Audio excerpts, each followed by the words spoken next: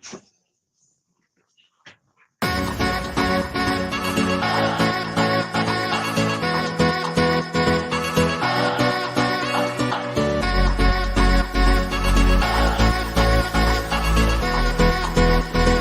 worst possible thing you could say when you walk into a car dealership. I spent 5 years with Mercedes-Benz, 5 with General Motors, and the worst thing a person could say when they walk in is, if you could just get me to this payment, we got a deal.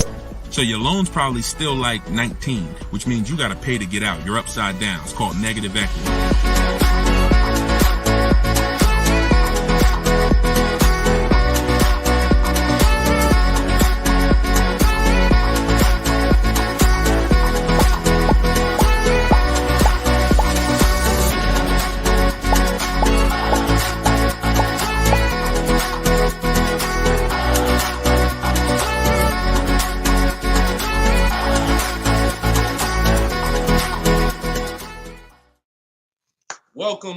Welcome to episode 4 of Car Shopping Questions and Answers. We are live on 4 platforms: Instagram, YouTube, TikTok, and Facebook.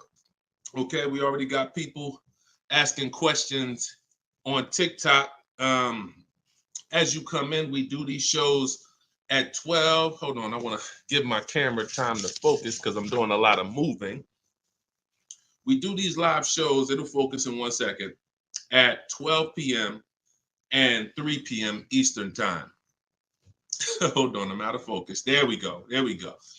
12 p.m. and 3 p.m. Eastern time. Now, we broadcast these shows throughout the day because a lot of people can't make the live broadcast. You want to tell your friends about it. If this is your first time with us, you've never been on a live with us before. Oh, wait, hold on. They're saying that hold on, can't hear. No sound. All right, hold on. Let's see. How about that? We're good on TikTok? Let me make sure we're good here on, give me a clear if we're clear on Facebook now. Give me a clear. We always got to do the housekeeping, y'all, and I need your help. Before we get busy, let me know audio is good. I see we're clear on TikTok. How are we on Instagram, on YouTube, on Facebook? All right, perfect. I see the thumbs up just came through. Okay, so this is episode 4.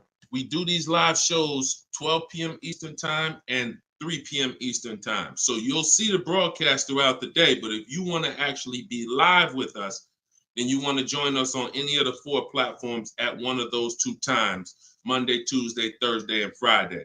So we are live. My name is Deshone the Auto Advisor. I am the author of the digital book, Cars from Home, 7 Steps to Saving Time, Money, and Avoiding Dealerships. You can get your copy for 75% off during the show over the next 30 minutes in my TikTok bio and my Instagram bio. Or I'm going to put the banner up here. You can go to deshonesbook.com. We have a link in the comment. We have a comment link in the comment section. So I want you to start typing your questions. We get very, very busy. Have your notes ready. Be ready to unlearn what you've learned about cars, because we get below market deals, and that should be your only mission when you are car shopping, is to get below market deals. All right. Now, one thing that I want to discuss. Okay, matter of fact, let's go. Go ahead, throw that up. Let's go to Frankie's question. So this is from TikTok. Can you please give me the percentage breakdown on leases again? Okay. The 1% rule has been around since probably before I ever even got into the car business. The 1% rule says that if your lease payment is 1% of the MSRP, or less, you stole the car. No down payment. So I had a 2018 Jeep Grand Cherokee. It was a $35,000 vehicle. My lease payment was $330 a month. That was under 1%.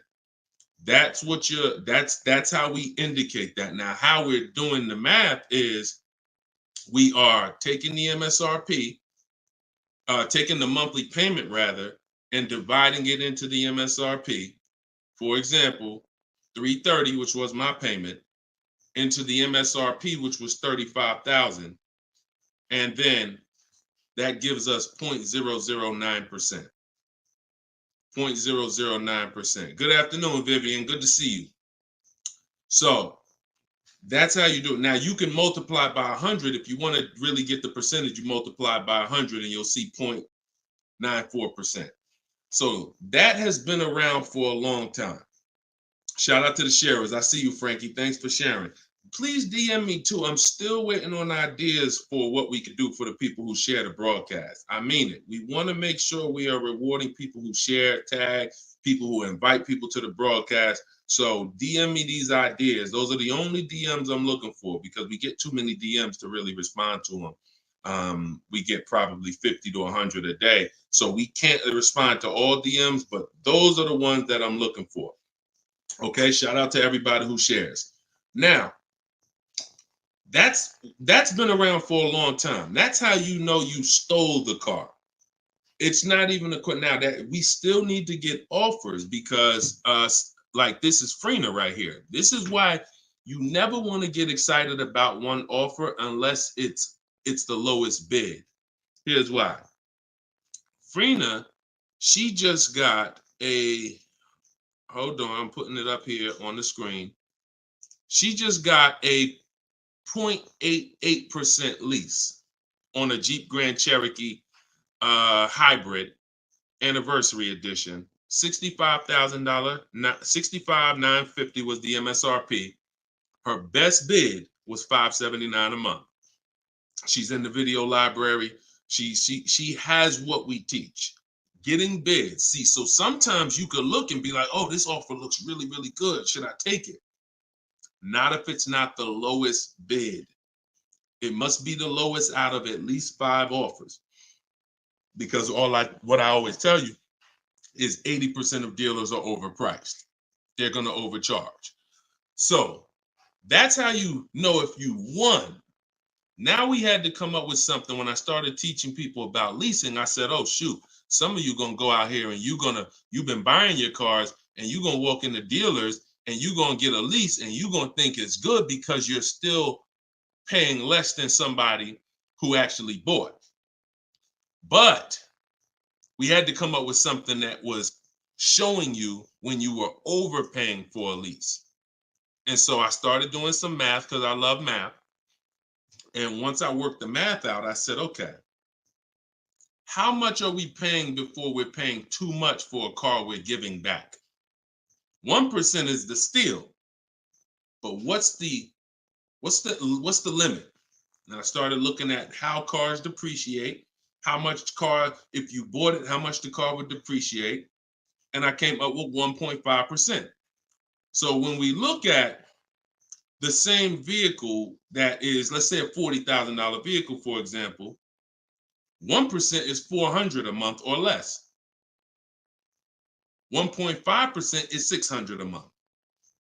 Now, what you look at is the total you're paying over the 3-year lease. 600 times 36 months, that's 21.6. So when you take $40,000, you add your taxes and everything, you're probably going to end up about 44. 21 is about the threshold where you're still paying less than if you had bought. You're still losing less value, but and you're tying up less money. But at the same time, that's the limit. Above 1.5%, there's no value in this lease anymore. And that doesn't mean we go buy the car. That means we look at competitors because competitors do offer more aggressive lease pro. Every single vehicle, you guys, and there's over 400 of them, has a different lease program. Sometimes even the trim level is different. The Touring has a different lease program than the Limited. So we don't deal with overpriced leases. And so that's why I created the 1.5% rule. That's how it became to be, based on the fact that I knew a lot of people, as they unlearned that bad advice about leasing, as I taught it and as they heard it from other people, they were going to go and get leases. And it's important that you know when there's no value in a lease and you shouldn't be accepting a lease. And that doesn't mean, and look, let me be very clear. That does not mean, that's why I explained the first part of this question, of this answer. You don't walk into a dealer and say, hey, I'm trying to get under 1.5. You don't walk into a dealer and get a lease quote and then you say, hey, well, look, I got to be under 1.5%. No, you're doing this wrong.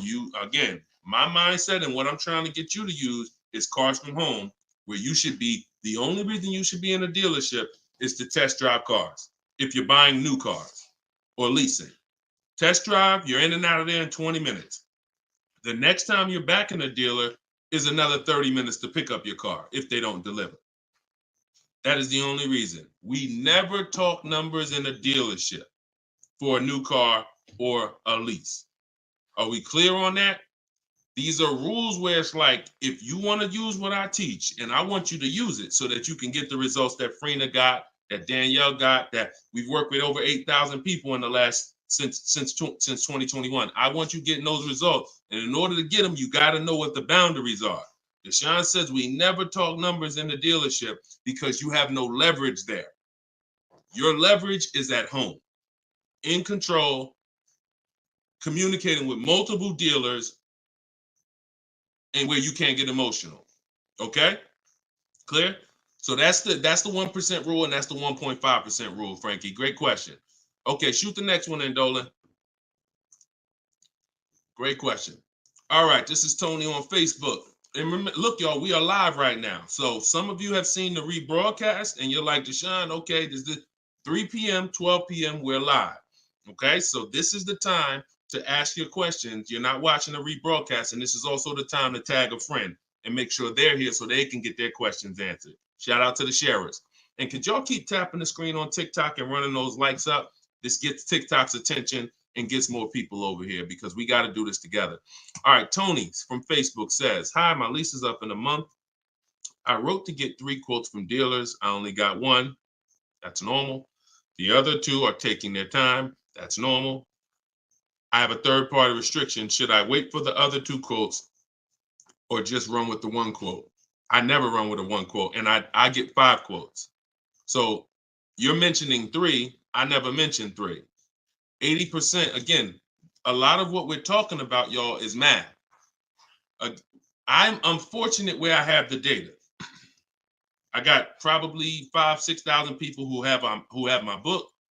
We probably got close to 2,000 people in the Cars from Home library in my coaching program. That's a lot of data to prove that it's 80% that are overpriced. That's 4 out of 5. So the reason why we must get 5 quotes is because 4 are overpriced. So 3, not enough. Now, if you're doing this manually, this is still easier than you walking into a dealer doing it by phone. But at the same time, I do online. I go to their website. We are connecting with dealers through their website. You don't want to do this with third-party websites that say, hey, we could connect you with multiple dealers. You don't want that because now they're trying to sell your information to the dealers, and this is not what you want to do. You want to create a Gmail account specifically for shopping.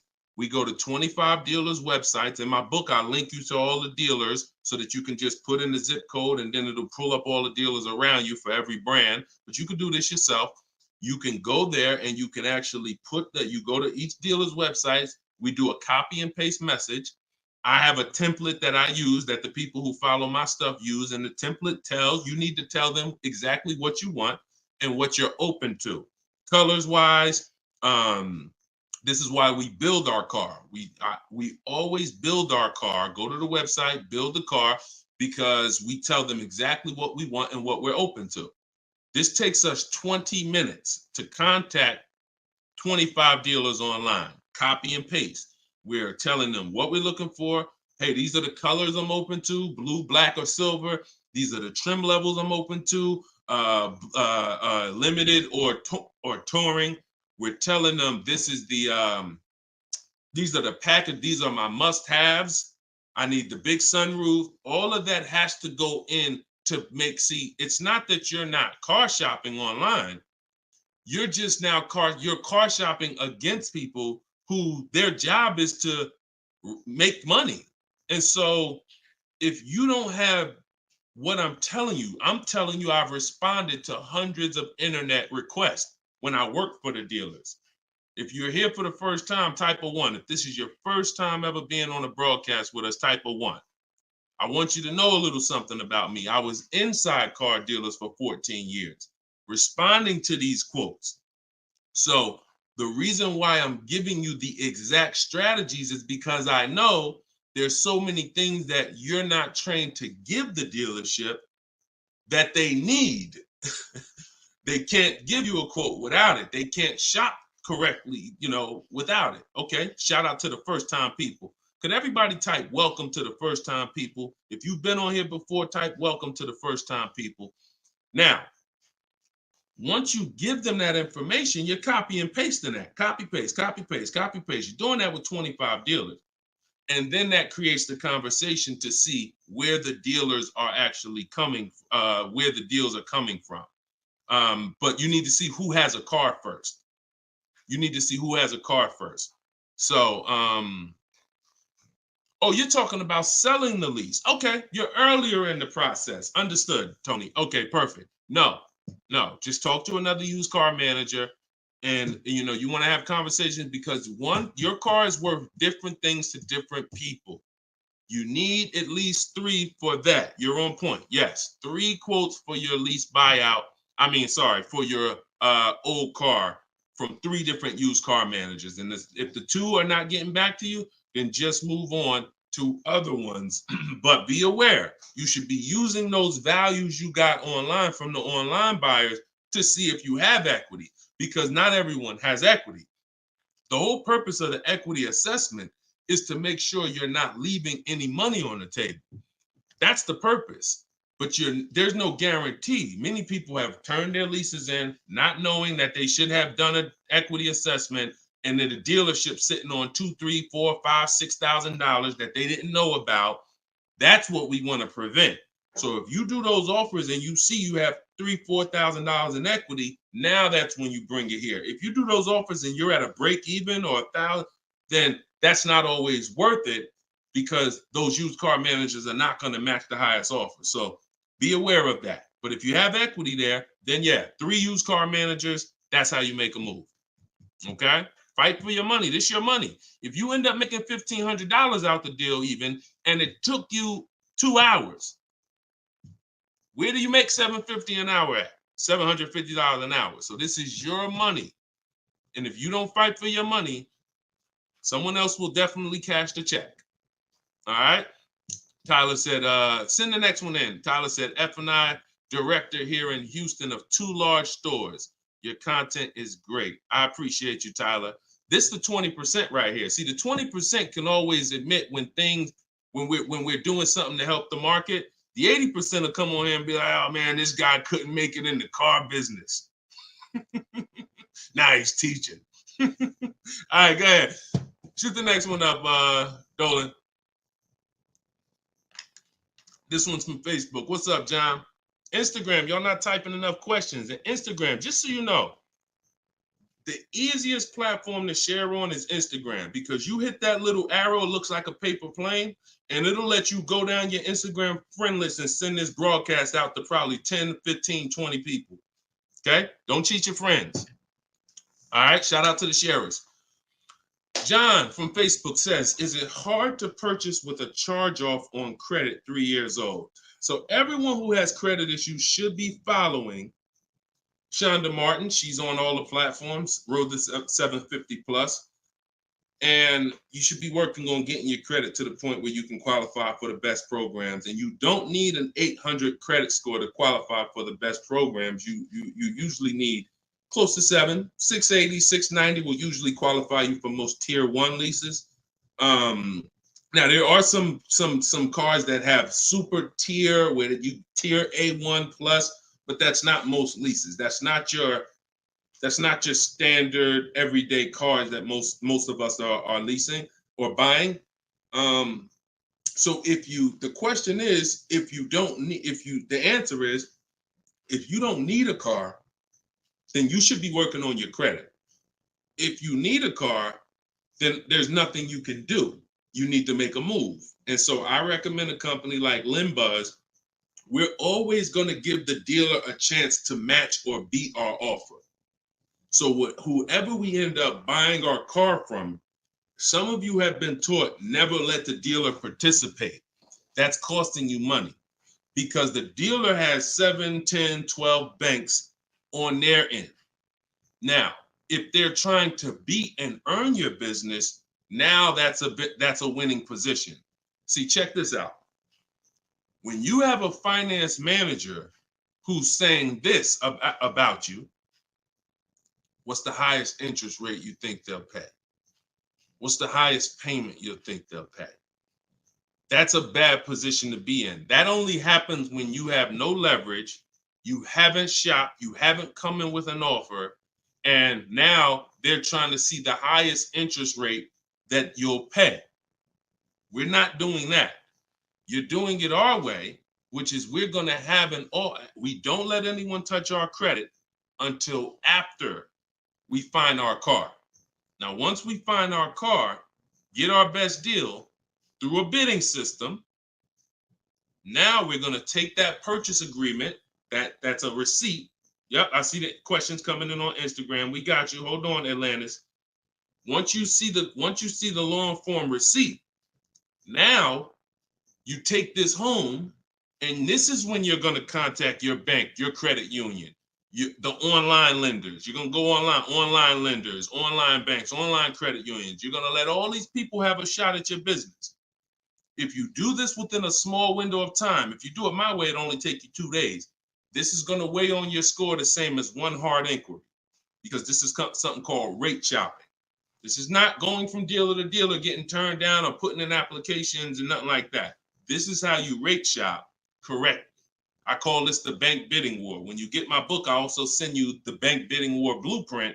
It's going to be going into my book, but I need about another month to be able to combine it. But I send you the bank bidding war blueprint. Now, the bank bidding war is 3 rounds. First thing we're doing is seeing, is there any special interest rates that the car we're buying has? In your particular case, John, with credit challenges, you're not going to qualify for that. That's okay. But we need to check that. If there's 0%, 0.99%, that eliminates our need to do anything else with financing, because no one else is going to beat that. Second part of the round starts, there's 3 rounds to the bank bidding war. The second part comes after we find our car, and it's what I just broke down. When we come home, we let all these banks, these lenders, online credit unions run our credit, and so they're bidding and submitting us their loan offers. Now, the third round is the dealer. That's when we're going to call the dealer who we reserved the car with and say, hey, I got 6.29 from this bank. If you can beat it, I'll give you the business. Now, this is the big difference, you guys. When you have a finance manager who's trying to beat your offer, who's calling their banks and saying, hey, I need to get 5 point something because this person already has 6. That's leverage. When you start bidding, like I'm teaching you, like what's in my book, like what's in everything we do, in my videos, everything's a bid. You have the leverage.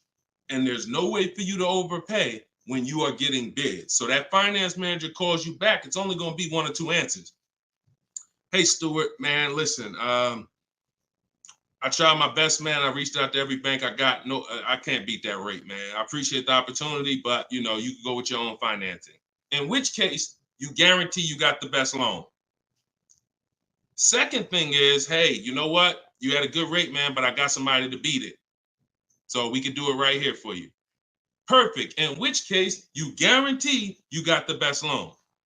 See, you don't have enough people competing for your business. That's where your buyer's remorse is coming from. That's where your lack of confidence is coming from. That's why you're driving off from a dealer saying, hey, you think we could have got more money? You think we could have got another $1,000 off? That's all buyer's remorse because you don't have enough people competing. So I want you to stop that. I want you to use what I'm telling you to do. All of this is in my book for those of you who like Deshone. I don't even want to remember all of this. It's all in my book, Cars from Home, 7 Steps to Saving Time, Money, and Avoiding Dealerships. This is what I've been teaching for 3 years. And this is what I've been doing since 2015 myself personally.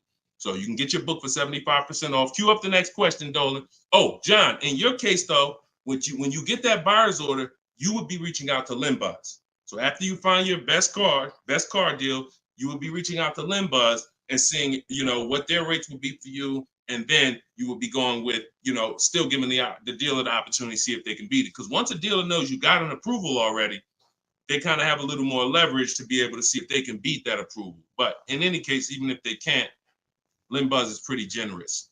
But we don't do this until after we find our car. Okay? Great question. Shoot the next one up, Dolan.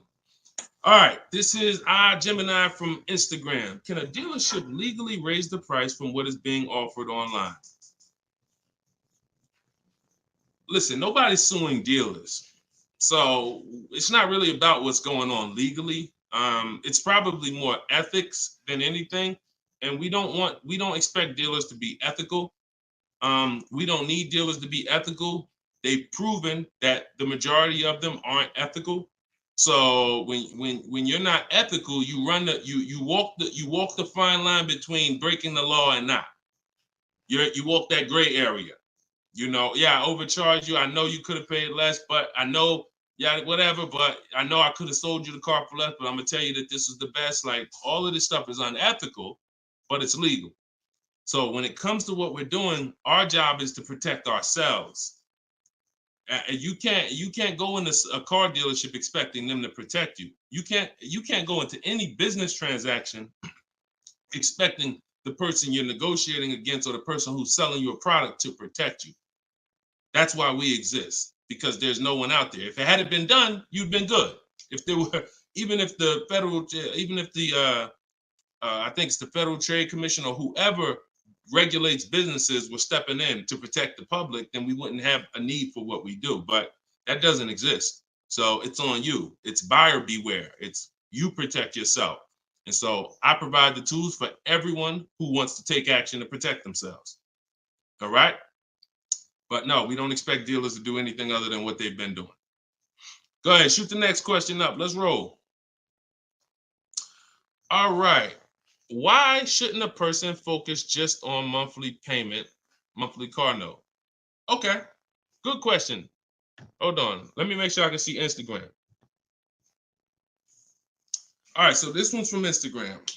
Promise Tammy said, why shouldn't a person focus on just the monthly car note amount? So if we did a little math and you go, all right, if you walk into a dealer and you're looking at a $40,000 car and you say to the dealer, how much does that car cost a month?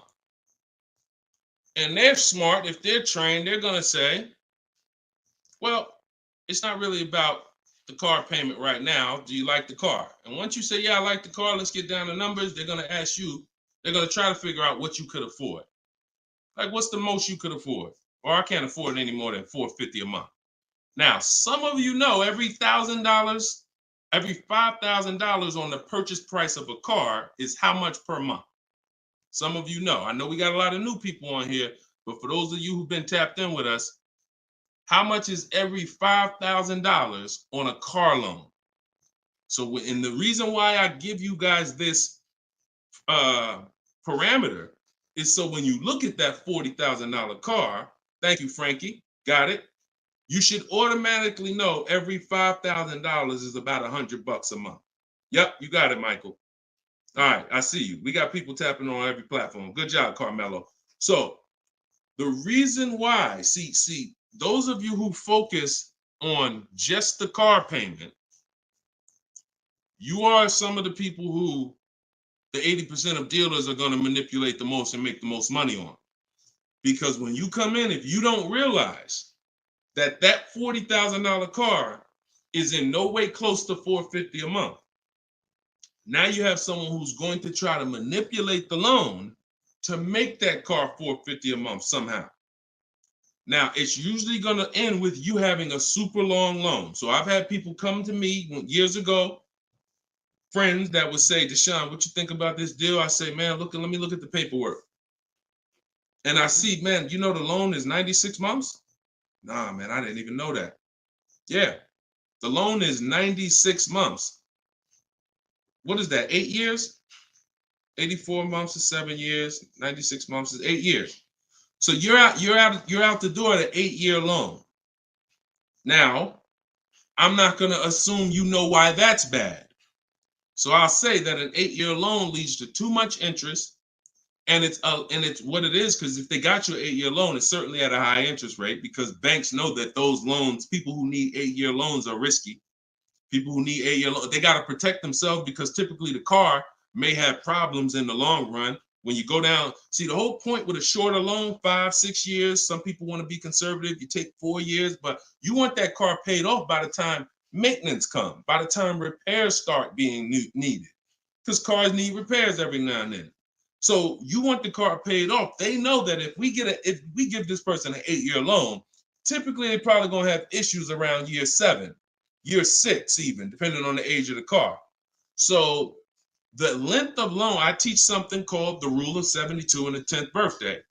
I will not in any way co-sign anyone getting a loan longer than 72 months, which is 6 years, because we don't have, see, what's the longest loan, a mortgage, that any of you would take?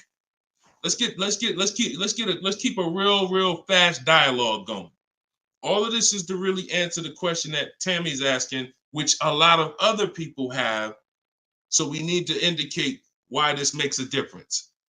The longest mortgage most of you are going to take is 30 years. Mortgage. There are 40-year mortgages available. There's 50-year mortgages available. No one on here said, yo, I do a 50-year mortgage. Why? Because we already know inherently anything longer than 30, that means we can't afford this house. That means we're looking at the wrong house. So we had to make sure we created boundaries so that you understand, okay, if I got to take a loan longer than 6 years on a car, that's telling me I can't afford the car. So once I get my best price, I should already be able to afford that car with a 6-year loan or less. And I combine that with the 10th birthday. So when you look at your car, you should have your car paid off by the 10th birthday.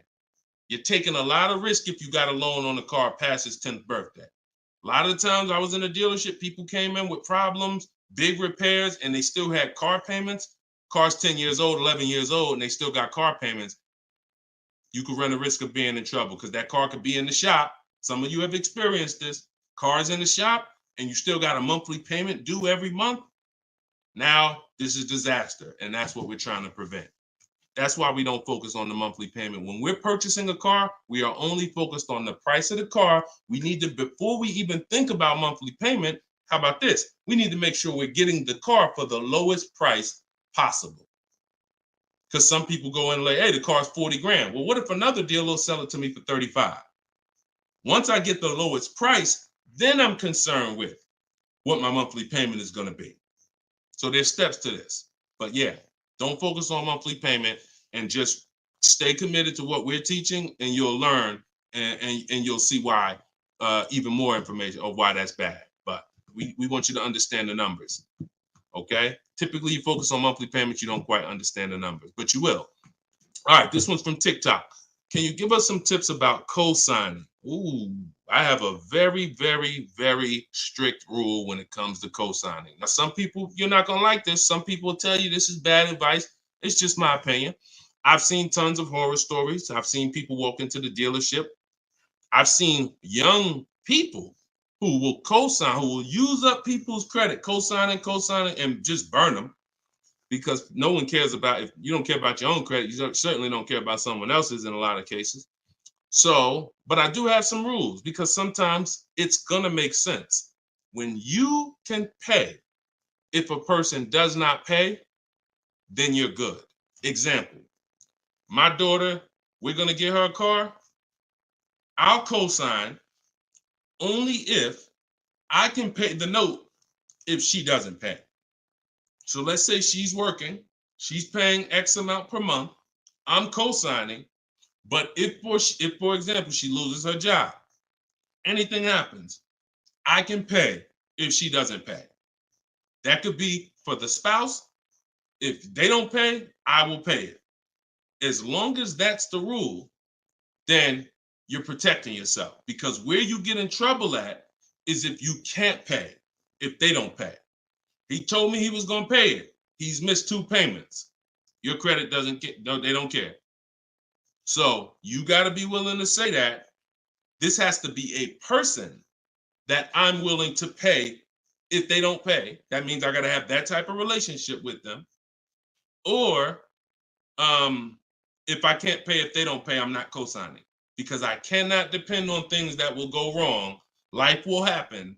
And then I'm sitting out here and my credit was 700, 750, 800. Now it's 620 because they missed 3 payments and I'm struggling to get this car back from them. Okay? Those are my hard rules on co-signing. I don't deviate from them. And those are typically rules that if you follow them, you're going to be safe. Okay? All right. Shoot the next question up, Dolan. Diana said, my brother asked me to co-sign. I told him, hell no. Listen, that's it. Listen, people will ask you to co-sign quick as, listen, people will ask you to co-sign like they just asking to borrow sugar. Hey man, can you co-sign this loan for me? No, listen. It takes a while to build up great credit, and it takes seconds to destroy it. Nicole from Facebook said, are you able to negotiate third-party restrictions in a new lease? So these are two separate things. The third-party restriction is the selling of the old car, not the new lease. We're not mixing these two. So we're going to, the people who work with me, you're selling your old car independent of the new deal. The new lease is its own transaction. We split everything we do into separate transactions. See, the car business has taught the public to give them up to 3 transactions. Buying a car from them is 1 transaction. Getting a loan from them is a 2nd transaction. Letting them buy your old car, which you call trade. We don't use that word. That's 3 transactions. There's money in each transaction. There's money in each. That's why there's companies that only want to give you loans. They don't sell cars. There's money in loans. There's companies that only want to buy your car. They don't care about selling your car right now. There's money in buying cars.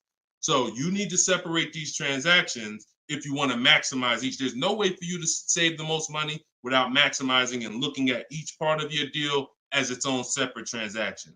So if I have a third-party restriction, I'm doing the equity assessment. A third-party restriction is, some of you have leases. We always need to see if there's any equity in our lease before we return it to the dealership. If you have returned your car to a dealership without doing the equity assessment, you don't know how much money you've left on the table. Because if there's $2,000 or $3,000 of equity in your car, the dealer's keeping that, and that's their money. So, or the bank's keeping it when they sell it, that's their money. It's probably the dealer will find a way to buy it, and it's their money. So when we look at an equity assessment, we're going to do it at all times. Now, there's no guarantee we have equity, but we want to guarantee we're not leaving equity on the table. And so a third-party restriction doesn't mean you can't sell a lease. Who didn't know you could sell a lease? Type a question mark. If that's new to you, this is your first time hearing this, you've been leasing, and you're like, Deshone, I never heard about selling leases. I had no idea this was a thing. Type a question mark if this is your first time hearing that you could sell a lease. Okay. Fish Guy Rodney. Okay. See, so more information is coming out. Okay. Fairy Godmother. Okay. Emil. Okay, I'm sorry. I just tore your name up. Sorry. So as you change Shamir on Instagram. So when we look at this, we got to see that the things that we don't know cost us money. So now it's like, once they saw people, because we helped out probably thousands of people in the pandemic sell their leases, used car values, resale values were crazy. So we had people making $5,000, $10,000, $12,000 selling their leases. I sold my Jeep Grand Cherokee lease. I made $8,900 after I drove it for 42 months because I extended the lease and then I sold it. My mother, she drove her car. She made $10,200. Now those numbers don't exist anymore because values have come back down. But there's still people who are going to make 3, going to make 2, going to make 4, depending on your car. Now, every car doesn't have equity. But when it comes to the third-party restriction, they don't say you can't sell. They limit who you can sell to. You must sell to a local used car dealer. To a local dealer of the same brand. So if you have an Audi, you must sell to an Audi dealer. we are still going to get bids. We're going to get at least 3 bids from used car managers at Audi dealers, because your car is not worth the same thing to every dealership. Your car may be worth 19 to this dealer, 19.8 to this dealer, 21 to this dealer, which is why we must get bids. Y'all gonna hear me say that word. Your favorite word, if you stick around and you use what I'm teaching, when you start mastering my strategies, your favorite words are gonna be bids, multiple offers, because that's how we save all the money. So okay, so that has to be handled, Nicole, separately. The selling of your car, the who I'm gonna sell that car to, you find that person first. Then you go shop for your replacement car. And then once you go sign that deal, you sell the car, you do it the same day, and you maximize both transactions. Okay? And all of this, guys, shouldn't take you any more than 90 minutes. This is not something that's going to take you hours. See, my whole thing is to show you how to get great deals in 60, 90 minutes from home. That's why my book is called Cars from Home: 7 Steps to Saving Time, Money, and Avoiding Dealerships. You can all get a copy for 75% off for the next 30 minutes. Just go to my TikTok bio. You won't leave the broadcast. Grab your copy before that timer hits 0. The price goes back up to $97. Or you can go to my Instagram bio, or click it if you're on Facebook or YouTube. Go to the comment section and you'll see a link to deshonsbook.com and grab your copy for 75% off before the timer expires. All right, go ahead, Dolan. Shoot the next question out. Should I feel bad if I get 1.3? I'd only feel bad if I got 1.3 and if it was my only offer. If it was my only offer, or if I only got 2 offers, then yes, because I'm going to tell you why. I'm going to show you something. When I look at what I see, hold on. Okay, hold on. We saw Freener. Some of you saw Freener. That's 0.88. That's just ridiculous. 0.88. But look, Charles, he gets a Palisade. He's paying $48,000 vehicle. His best offer was $597 a month, 1.23.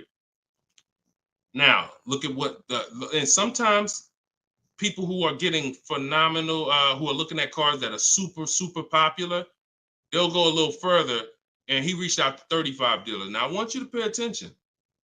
Some of you, the average person only shops 2 dealers. My strategy is I teach 25 to 5. But once you see my copy and paste system, which is in my book, I have a copy and paste system where we're on their website. You'll see that I could talk to another 10 dealers. It only take me 10 minutes to open up contact with another 10 dealers. We always use a separate email.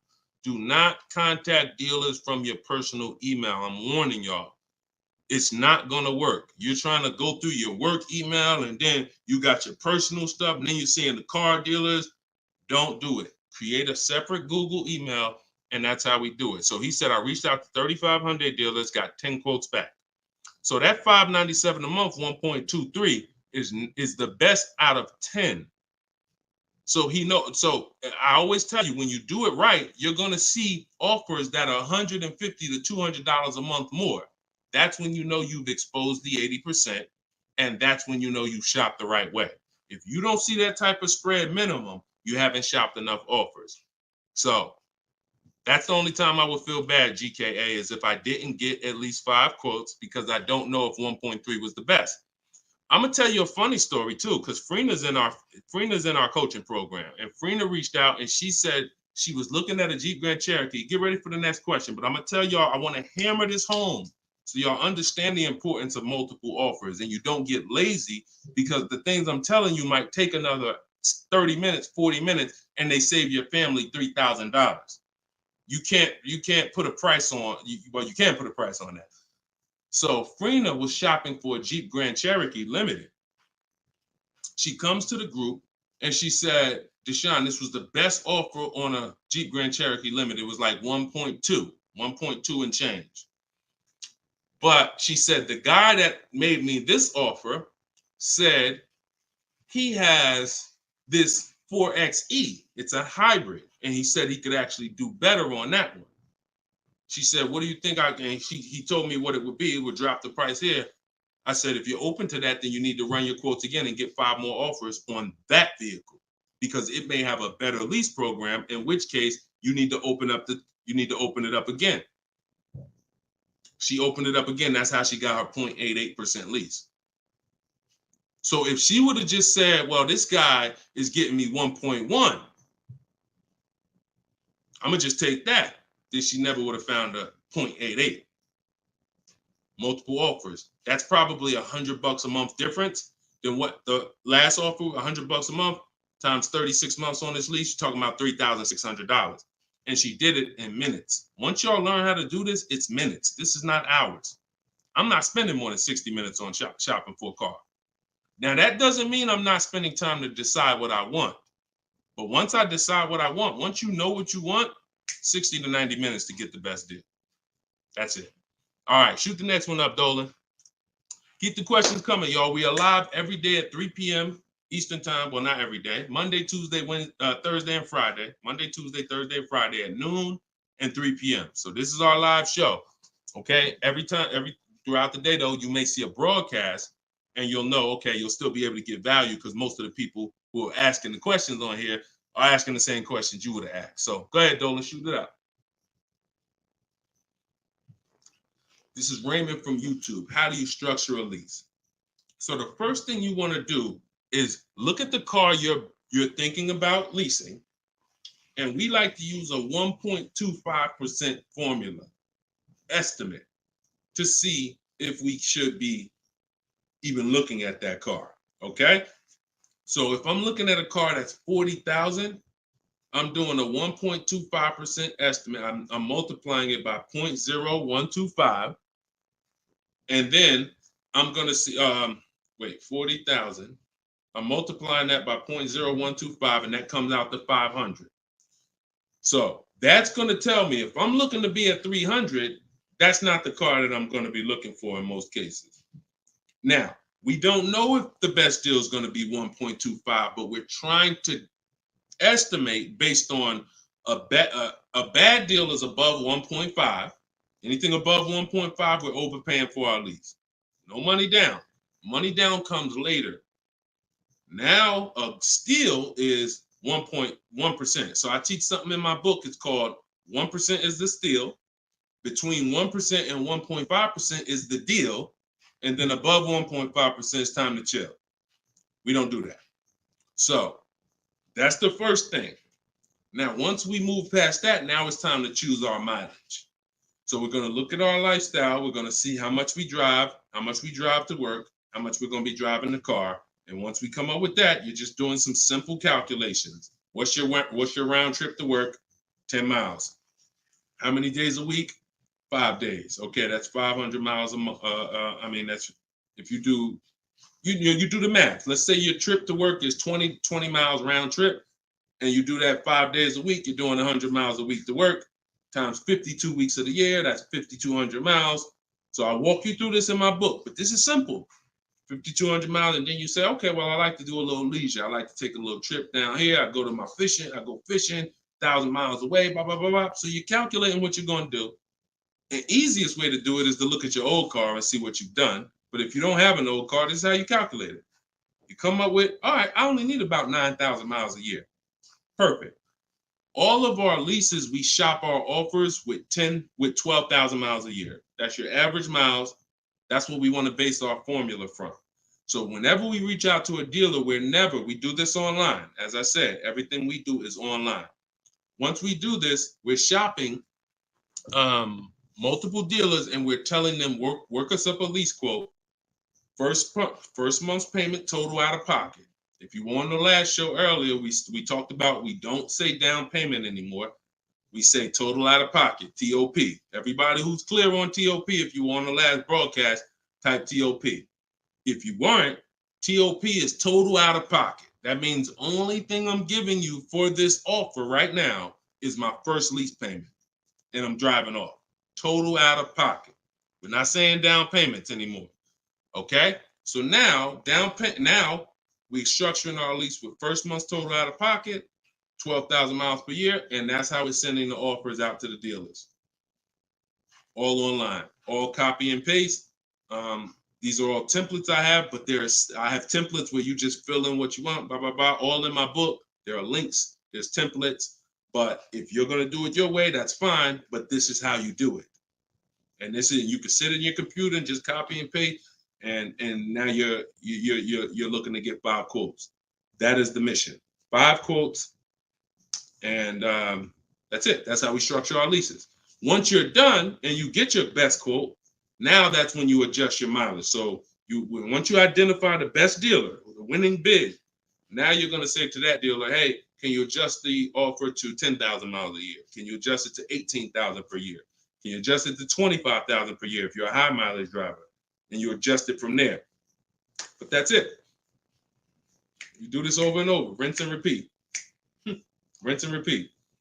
All right. Great question. Shoot the next one in, Dolan. All right. Shout out to the sharers. Thank you, Liba. I see you. Thank you so much. This one's from Preston on YouTube. What is the best way to finance a car out of state? It's no difference. It's really no difference. We're going to find the car. We're going to get the buyer's order. We're going to have them. Now, the thing about a used car, if it's a used car, we got to test drive the car. So what you may want to do is, if you're picking up a car out of state, you may want to go there, lock up the car, grab a cheap hotel for the night, stay there, because you don't want to eliminate the bidding process. The bidding process is your bank, your credit union, online banks bidding, and then dealers bidding. The dealer who you get the car from, they're bidding against that. Some of you don't really understand how much money is in finance. On a $40,000 loan, 2 points on an interest rate could literally be $2,500.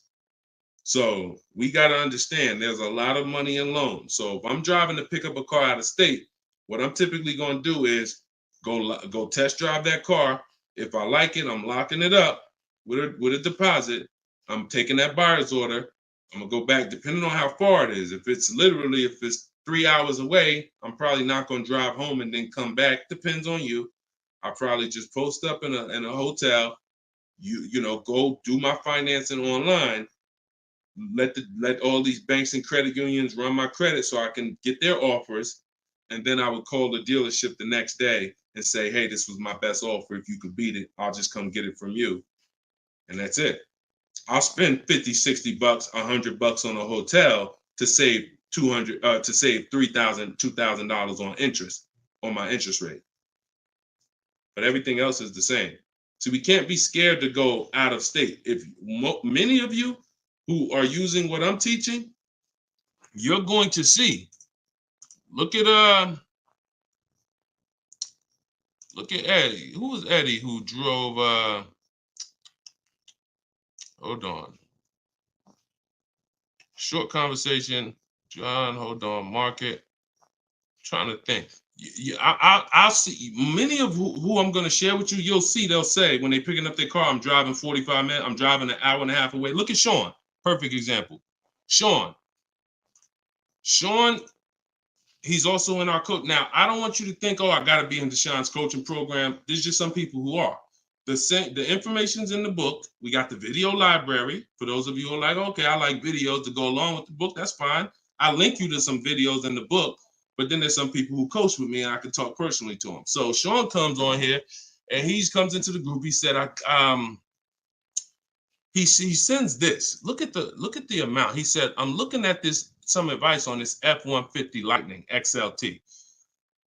It's a $73,000 truck. The dealer discounted it $4,900 and then revealed that there was a $15,500 rebate. His total savings is over $20,000 off this truck. So I'm like, all right. Now me, being who I am, I don't know if that's the best. 2015, I sold 2 Maybachs.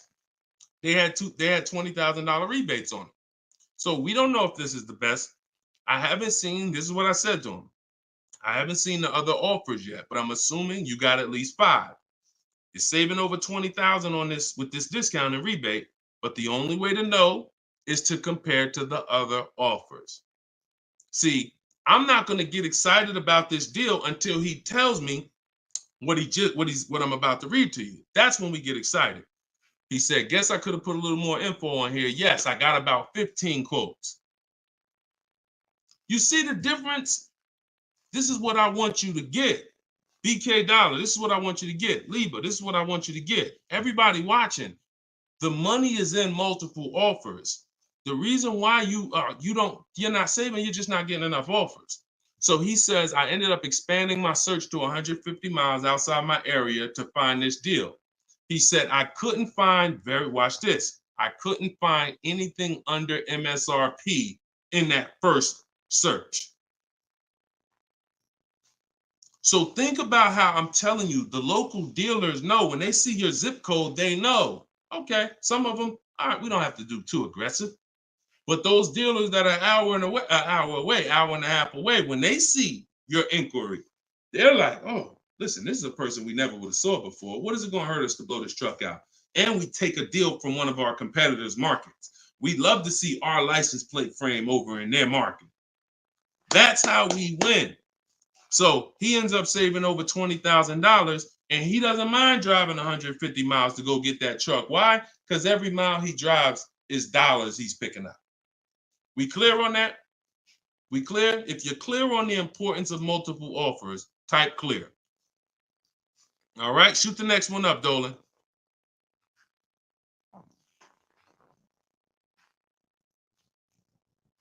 Okay, this one's from Instagram. Atlanta's Black Gabriel. I think it's Gabriel, my fault. So in the market for a new Chevy or used Chevy Malibu, what's the best route, leasing or financing? How many years are you keeping the car? If the answer is 8, then you should be buying. If it's at least 8. See, I teach something. My book is called Cars from Home, 7 Steps to Save Time, Money, and Avoid Dealerships. Everything I do, when you go, the video library that we have, your best deal in 7 days, 7 steps. These are not going to change. The first step is the foundation to your deal. The first step is the foundation to your deal, which is lease or buy. Because you cannot get a good deal if you bought when you should have leased. It's impossible. Because the amount of money you're going to pay on the purchase is going to be too much if you buy brand new. And if you buy pre-owned, it's going to be about the same amount you'll pay. So when you buy, if you're not keeping your car 8 years and you buy a used car, 3-4 years old, and then you trade it in 5 or 6 years, you're going to pay the same amount or even a little more than someone who got a great lease deal and drove brand new vehicles. So it's all about how many years you're keeping the car. If you're keeping the car, if you're like Deshone, there's no way I'm keeping the car 8 years. That's not my style. Then you should be shopping from this day forward for aggressive lease deals. Now, once you find a car that you love, or if your spouse says, you know what, I don't switch cars like that. I keep a car 8, 10, 12 years. Then we purchase for them. We're going to purchase. But for those who are not keeping their cars 8 years, you are losing thousands and thousands and thousands of dollars not leasing cars. Thousands, thousands and thousands and thousands and thousands. All right? That's the 8-year rule. It's the most important question. It's the first thing you ask when you are car shopping and you're ready to car shop. How many years am I keeping this car? 8 or less, we lease. Less than 8, we lease. More than 8, we buy. That's how we avoid the depreciation. So go ahead. It's a hard rule. You want a follow-up question to that, or anybody want to? Because I know some of you are like, Deshone, I was taught never lease. Whatever. You want to follow up to that question? That's perfectly fine. But that's the rule. And it's the rule based on money. I've seen thousands of scenarios, and I spend years and all my time shouting from the hills so people could understand how much money they're losing by not getting good lease deals or not leasing at all. Okay, go ahead, shoot the next one up, Dolan. Okay, this one's from TikTok. All right, Peyton. Do dealerships finance used cars too? Yeah, sure. Absolutely. But we don't finance, dealers are our last offer for financing, never our first. So what you should do is you should go watch the replay from earlier, episode 3. This is episode 4 of Car Shopping Questions and Answers. We do these lives Monday, Tuesday, Thursday, and Friday. 12 p.m. Eastern time and 3 p.m. Eastern time. For those of you who are like, because I want you to be able to tell your friends. Today, some of you are going to run into people who are car shopping. You need to be telling them, hey, you got to check this guy, Deshone the Auto Advisor. He does this show, live show, 12 o'clock, 3 o'clock, Monday, Tuesday, Thursday, and Friday. But you want to watch episode 3 where we went into detail about how we don't find it. In fact, earlier, I think we talked about it early on this episode. Your financing should be independent from the dealer. The dealer should be your last offer for financing. Because what you're asking for, that's 2 transactions. You're giving them 2 transactions of business. You're giving them the purchase of a car, and then you're giving them the selling you of your loan. So what we do is we separate these transactions and we get bids for each. So the only way I'm dealing with a dealer, the only way you're going to be dealing with a dealer is if they've won the bid, which means if I'm looking for a used car, you won the bid out of all the used cars. Like, all right, give you an example. This is Vincent. Vincent got a 3-year-old Lincoln Corsair, premium trim level, under 45,000 miles, clean Carfax, inspection, all from the comfort of home. I'm reading what he put in our group. He was targeting to find a discount of 30 to 35% from the MSRP. This is something that no one is teaching you guys about what you need when you're purchasing a used car. If you're going to be purchasing a used car in the future, or your next car, or if you bought a used car in the past, type the letter U. Type the letter U. If you're going to be purchasing a used car, or if you have purchased a used car in the past, I'm about to give you something that you have never heard before, but it is no way for you to know you got a great deal until you start talking the way Brandon talks here. You notice he said 30, he was targeting to find something 30 to 35% from the MSRP. In order for us to know, I see you, Shelby. I see you, Emma. I see you, Katarina. I see you, Raymond. Okay, perfect. Atlanta's Black Gate. All right, a lot of people. Okay, so when you are shopping for a used car, let me tell you a story, give you an example, all right? So I was shopping for my pre-owned Infiniti truck 3 months, a little over a year ago. I narrowed it down to 3. Now, I narrowed it down based on title history, service records, accident history. We talked about this in the last episode, episode 4. Title history, service record, episode 3 rather.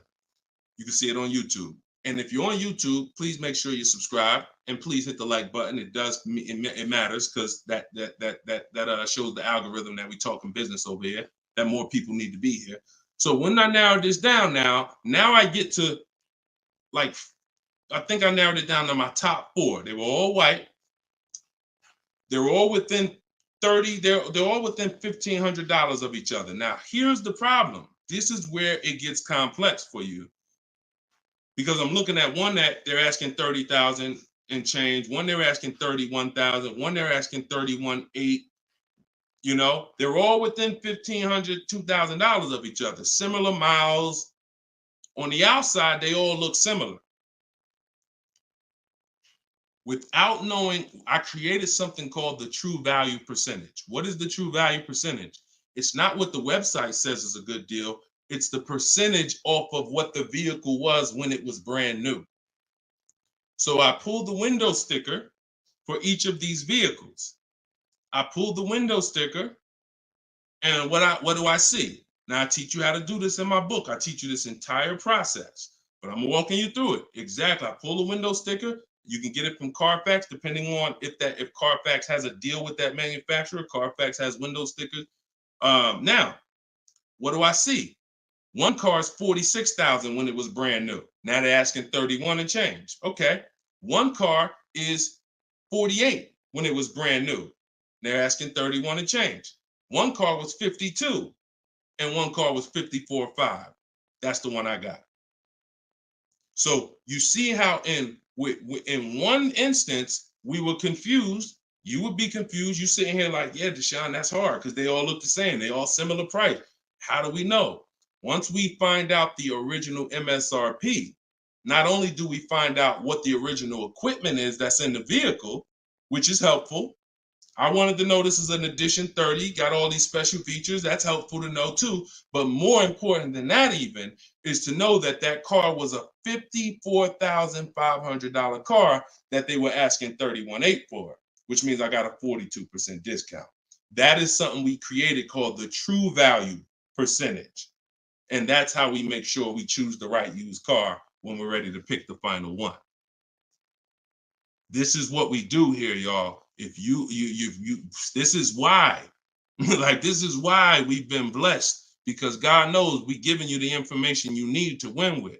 So all of this is in my new book, Cars from Home, 7 Steps to Saving Time, Money, and Avoiding Dealerships. If you want it all in one place, you can watch the show. You can watch my free social media videos. I got hundreds of them.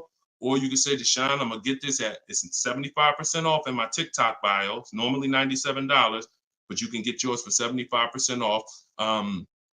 And you can get it in my Instagram bio, or if you're on Facebook or YouTube, click the comment section and click that button that says Deshone's book and get you 75% off for 30 minutes. After 30 minutes, price goes back to $97. So, all right, but that's the true value percentage. And that these are the things that we never buy a used car ever without looking at the true value percentage. So when you saw what he said when he bought that Lincoln, as he was targeting to get something 30 to 35% off MSRP, and he ended up getting one for 43%. So that's what you need to know. Go ahead, shoot the next one up, Dolan. Great questions today. All right, Raymond on YouTube. Does it make sense to buy an existing lease? So when you're buying a lease, all you're doing is buying a used car. That's how you got to look at it. It's a used car. It's just, it may be your car. If you're buying your lease out, it's a very different. See, what I see most times is people want to buy their lease because they don't know how to shop. Because there's deals out here. We've been making deals since the pandemic. I started our video library. We started that in 2021, November. Middle of the pandemic, when people were paying ridiculous prices over with the 80%. They were cashing the biggest check they've ever cashed in their lives. Like in their lives, they were like, and we were getting deals all since then. Felicia came in. She was our first person in our program who got a BMW. She saved $1,950 January 2022. And so we when you get bids, you reveal. That's why we don't pay attention to nothing out there. I don't care what anyone says, what any dealer says does not matter to me. That does not matter, because I know that if we got deals all through the pandemic, oh, forget it. That's why this market, we're killing it even more. So, you know, if you're buying your lease because you're keeping it another 8 years, you say, man, Deshone, I used to lease, but you know what? I really want to buy something that I could keep for 8, 9, 10 years. Then sure, buy the lease. But if you're not doing that, then you're moving from a lease mindset, which is I'm driving great cars, brand new cars, always under warranty in most cases, latest and greatest features, low payments, pennies on a dollar compared to people buying. That's a whole value system. That's mindset right there. These are the people who are shopping for a lease. These are the benefits of leasing. And then you're moving and saying, all right, I'm going to buy a used car now. Very different, very different. So you got to be, you have to have had a change in mindset and goals to buy your lease and buy a used car. And it's never, what I see most times is people just don't know how to shop. When you use what I'm teaching you to shop, get 5 offers, you're going to see there's deals everywhere, everywhere. Go ahead. Shoot the next one up, Dolan. You can't pay me to negotiate your lease because I do this in 90 minutes and I'm teaching you to fish. You know, I've had people who used to buy cars from me. Hold on, keep that question up from Nicole, but I saw this person on TikTok. I'm not in the business I'm in the business of teaching people how to fish. So, you know, because what happens is you're building a trust in something. Like if you're not willing to learn what it takes to do this in 90 minutes from home, like I'm teaching you, then you are the same type of person. That same mindset will lead you to go into dealers because you're just lazy and scared. Now, I'm not saying that's you. I'm warning you to not let that be you. I'm warning you you can't pay me enough. I'm not in that business. I'm in the business of helping people all around the country. It don't matter what you pay. Of course I don't think you would ever, You even asked me to work for free. I'm telling you though, that's not the business I'm in, because we can help thousands of people all around the country. But you're not realizing that your transaction is a 5-figure transaction. There's nothing else in this world that you're going to give that type of control. If you were going to start a business and it was going to take a $30,000 decision, $30,000 of your money, would you ever be looking and saying, oh, could you do this for me? You see, we do things with cars because we've been programmed to do them with cars. Car dealers have made you so scared that you've been programmed to do something, but you never do it with anything else. You never do it with a house. You wouldn't say, hey, I'll pay you to get my house for me. I'll pay you to, start this business for me. No, it's only cars. So when you realize that this stuff is easy, that old way of going into dealers and going back and forth, see, you're thinking of the old way. You're thinking, oh, I need somebody to tag along with me. Yeah, I got Deshone sitting over there next to me. I wouldn't be there because I'm at home. Where you see me at, is exactly where I got my Infinity truck. I just told you about the deal. Where you see me at is exactly where I get my cars from. I sit right here, and all the people who got my Cars from Home book, who are in the Cars from Home video library, they're all right here. Some of them in the airport buying cars. Some of them at their desk at work making deals on cars. Nobody who's learning from me is in a dealership making deals on cars. So that's the old way. And if you think that you got to unlearn that or you can't win with me, you got to scrap that. I know it's painful. I know it sucks. I know it makes you feel like you're a loser. But that's why I'm telling you, scrap that joint and do it my way. And when you do it my way, you're going to be like, oh, shoot, man, how the heck wasn't I shopping like this years ago? All right. So now Nicole on Facebook. Do you shop or negotiate differently for a car that is low in inventory or shortage? No. Now, the only difference is, let's say, and this is the reason why we connect with 25 dealers. See, in my book, I said we use the 25 to 5. We got to connect with 25 dealers. This takes us 20 minutes because we're using a copy and paste system. So if you're going to all of these Chevrolet websites and copy and pasting in their contact box, copy and paste, copy and paste, copy and paste. Now, what you're doing is you're shopping out of all those dealers' inventories. So if you only do this with 4 dealers, then you only see one dealer who has a car. And they're like, oh, well, we it doesn't seem like it's a lot of these cars out here. That's why we're connecting with 25. You saw Sean, he connected with 35. And so when we connect with these dealers, we're not just doing it to get bids. That's one reason. But we also know out of all these 25 dealers, probably 10 of them have a car that matches what I would want. And then I'm going to get 5 to 7 offers. So now let's just say we're at a mid period where the 2024s are sold out and the 2025 hasn't come in yet. Now what's going to happen is all of those dealers out of the 25, maybe 2 of them have a car, and they're going to tell you, you know what, you really need to order it. That's not because it's a low inventory. That's because you're usually in between model years, and the old one has sold out, and the new ones, they're waiting for it to come in. But it doesn't change the way we shop. And sometimes we will order. If I'm purchasing, I'm more likely to order because I'll get bids, and then I'll take the car. But if I'm leasing, we're less likely to order because we don't know what the lease program is going to be. See, I could get a dealer that discounts the car for me $3,000. We had a person in our group, and they were getting a new BMW X4, the X4M, like the performance edition. We had a dealer, their best bid, the dealer was taking off $3,000 off MSRP. So, but the lease program is what we didn't know. And once the car came and they put the lease program on it, we saw that it was over 1.5%. So even at that discount, wow, we saved $3,000. Now, if she was purchasing it, that's a win. $3,000 off, beat everybody else. So I don't mind ordering if I'm purchasing. But on a lease, I'm less likely to order because I don't know what the lease program is going to be until the car gets here. Okay, but yeah, that the process doesn't change. It just we have little caveats based on on low inventory. Okay, process is the same. Nothing changes our 7-step process. Nothing. All right, go ahead, Dolan. Shoot the next one up. All right, great questions today. We got Jermaine, Facebook. So how do you transition out of a finance into a lease? Instagram, y'all not asking a lot of questions to. All right, hold on. Get blooming chosen one.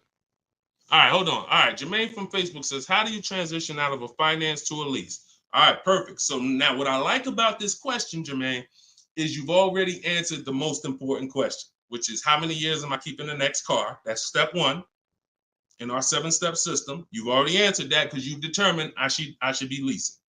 Now the next step is equity assessment. Equity assessment. Call the bank. You don't have to worry about third-party restrictions or nothing because you're not leasing. I mean, you're not coming out of a lease, rather. So you're going to call your bank, get your payoff. You're going to take 20 minutes, go on CarMax, Driveway, Carvana, Kelly's Blue Book Instant Cash Offer, AutoNation Sell My Car, Car Guru Sell My Car. Get those 6 offers. That's going to tell you if you have equity, break even, or if you have negative equity. That's your next step. Don't do anything else until you do that. Okay? See, we always have to account for our current asset before we start moving forward. What happens if he has $3,000 in equity? That means he has $3,000. He could either apply towards his next deal, or he could put that money in his bank account and, maybe he leases the next car with no money out of pocket. So equity assessment always comes, even before we budget, before we plan our mileage, before we do anything, equity assessment is what we do. All right? All right, shoot that next one up. Shoot that one up from Instagram if you got it, Dolan. It might have took you a minute, but because we got it's comments from everywhere, y'all. No matter. Okay, here we go. For your calculator, why doesn't it negotiate to the lowest offer? My calculator is the best. My calculator is the best thing that exists because it takes all the offers you get. By the way, y'all, what she's talking about. And you got to be specific because I do have multiple calculators that I've created in my book, multiple softwares where you plug in stuff and it spits out so one of the calculators that I have is the counter offer calculator. So we never accept a deal until we send a counter. So what we do is we take the counters. We take all the offers we get, we plug them into my calculator. Whether it's a lease or whether it's several types. One is for leasing, one is for cash purchases and financing. Now, when you're financing, you're always getting your deals with tax and everything included, all in. So what it does is it takes all the offers, you plug them in, and then it spits out which one is the best, and it counters everyone based on the best offer. So let's just say a dealer says, I'm gonna do a 1.1% lease, and then this dealer says 1.2. This dealer says 1.3, 1.5. It's not countering all the high offers based on their high offers. It's countering all the offers based on the lowest offer. Because if the 1.1% lease was presented to us, that means any of the dealer could have did it. So now we're calling out the 80% and letting them know that if this dealer offered me 1.1%, then you all could have done it too. You're just choosing not to do it, in which case that's what the 80% do. So we counter every single one. We even counter the lowest one. And some people in the group will say, Deshone, man, this dealer is the lowest, man. Should I be countering them for another $50 less? I say you must counter. Because you don't know if there's another $10, $50, $20. If you don't counter until a person tells you there's no more room, even if they're the lowest, that's not the best deal. So sometimes you counter the lowest offer, and the lowest offer will be like, listen, man, I gave you my best shot. I got nothing else. We know they're telling the truth because we got 4 or 5 other offers that are much higher than that. Sometimes they'll be like, listen, I can't do that $50. I'll get you another $10. That's the best I got. We know they're telling the truth because all the other offers are a whole lot higher. So that's the way the counter offer calculator works. It's gold. It's gold. So all right, we had an hour and 19 minutes. We try to keep these broadcasts about an hour and 15. Every now and then we go a little over, but listen, y'all, we are live Monday, Tuesday, Thursday, and Friday 12 p.m. Mark your calendars.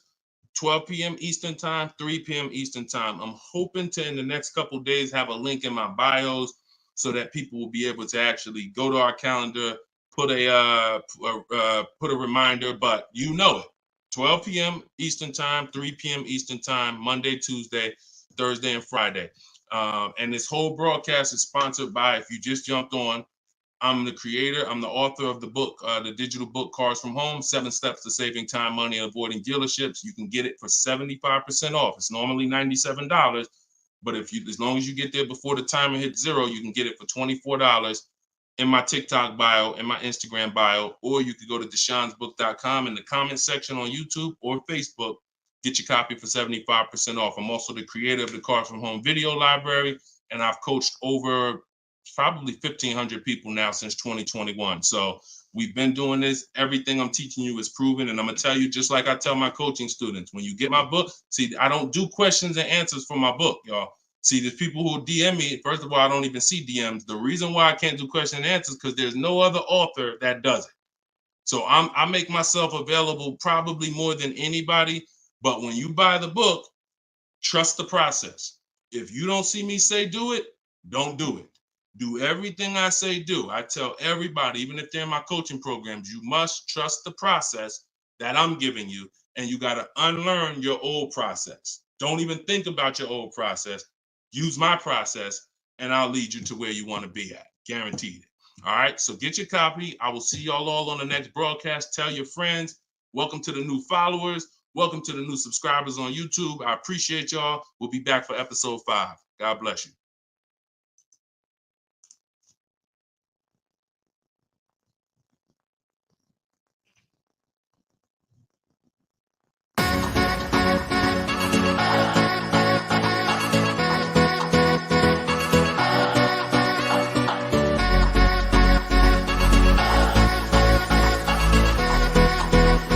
The worst possible thing you could say when you walk into a car dealership. I spent 5 years with Mercedes-Benz, 5 with General Motors, and the worst thing a person could say when they walk in is, if you could just get me to this payment, we got a deal.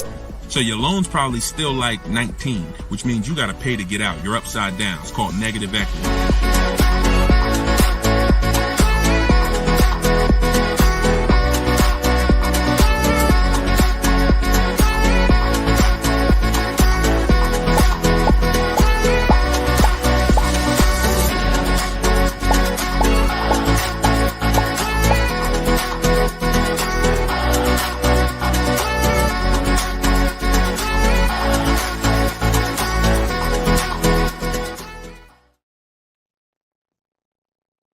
What's going on? What's going on?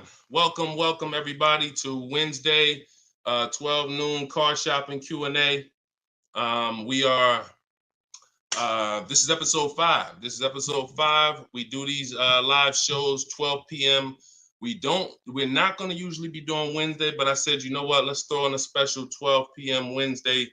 So we are actually live. I know some of you may watch the broadcast because we do rebroadcast these lives, but this is actually live, and we're going to be talking and taking questions right now. So as you come in, if you could hit the share button and tag a friend. I'm just getting us up on TikTok right now. I got to make sure I keep people out who are under 18. So come on in. I'm going to share this. If you don't know me, if this is your first time seeing a show with me, type the number 1. Type the number 1 if this is your first time. Welcome back to people who have been here with us in the past or on previous shows. My name is Deshone the Auto Advisor. I spent 14 years in the car business, 5 years with Mercedes, 5 years with General Motors. And now what I do is I show people who want to learn how to car shop from home and how to save more money from home than they're ever going to save in a dealership. So I'm the author of the book, the digital book, Cars from Home, 7 Steps to Saving Time, Money, and Avoiding Dealerships. And I'm also the creator of the Cars from Home video library, which is a step-by-step video platform. But anyone who's on here for the next 30 minutes, you can get a copy of my new book, Cars from Home, in my TikTok bio at 75% off. It's normally $97, but for 30 minutes, you can get it in my TikTok bio for 75% off, Instagram bio for 75% off. or you can go to deshonsbook.com in the Facebook comments or in the YouTube comments. But let's get busy. Get your copy for 75% on everything I'm going to be talking about on this show. Once again, this is live. It's Wednesday. This is a 12 p.m. noon show. So for those of you who may have seen the broadcast, this is actually live, so we can start typing our questions in. And my man Dolan's going to pull those questions in as you guys type them. And we're pulling questions from TikTok. We're pulling questions from Instagram. Shout out to TikTok. Y'all can start typing your car shopping questions, and let's get busy. What's up, Mike? What's up, Fancy Girl? What's going on, Crows fam? I see you back. Good to see you. What's up, Manly Snacks? Good to see everybody coming in on TikTok. And as you come in on TikTok, can y'all start tapping the screen? If you're going to spend 10, 15 minutes with us, start tapping the screen, shooting those likes up. And then my man Dolan is going to bring in the first question when y'all type it. So Instagram, make sure y'all typing. Sometimes Facebook and YouTube, we notice y'all are a little slow. We need y'all to get a little faster because TikTok always types their questions fast, and Instagram usually types their questions fast. But Facebook, y'all got to get a little faster with y'all questions. So we know that y'all going to step up today and start getting your questions in. All right. I see one that came in from JC. You want to pull that one up, Dolan? On YouTube? Okay.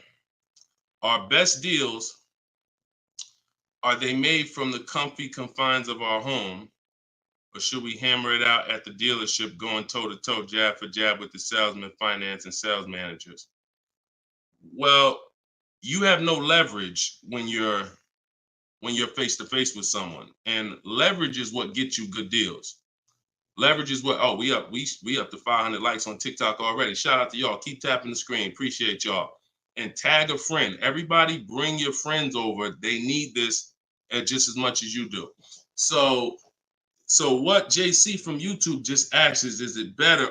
He's basically saying, am I gonna lose something by not being in the dealership face to face with a car salesman? You know, am I losing something? And it's a good question, but you're losing something by being there. And let me explain why. You're losing something by being there because your leverage in a negotiation, it comes from you talking to other people and having other offers. Let me give you a real example so that you can really understand that. When people are negotiating for your business, you're going to save the most money without trying.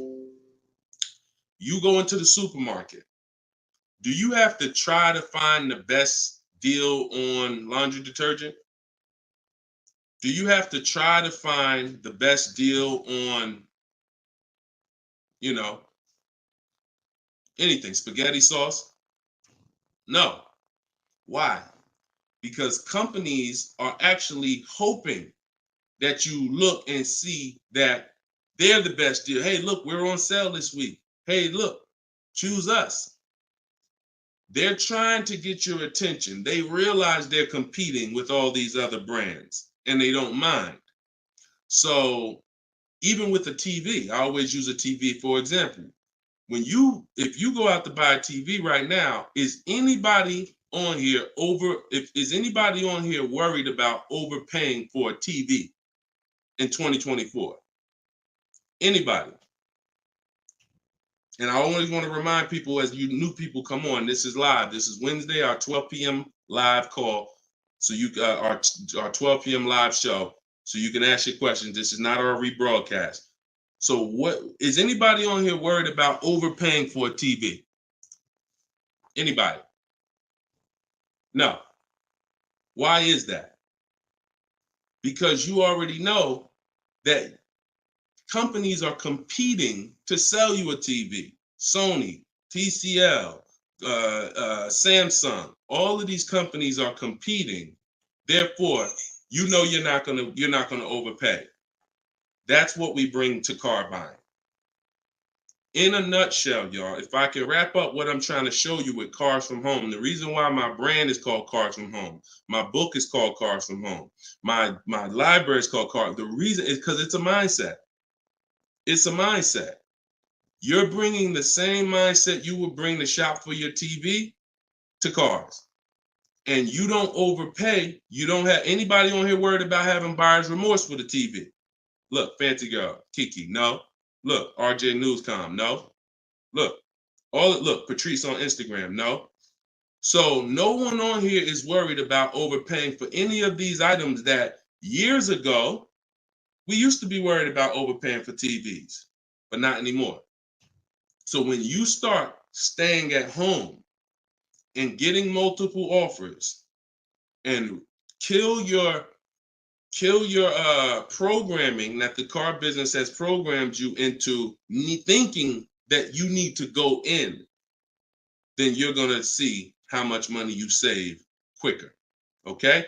Who's not a good negotiator? As you come on, I want y'all to answer this question. Who's not a good negotiator? I see you, Yayo. I see you. Okay, I see you, Fun Times. Welcome, Tone Bud. Who's not a good negotiator? Just type me if you're just, Deshone, it's not my thing. I'm not really, look, Crow's fan. No, I'm not. What's up, Tom? Julia?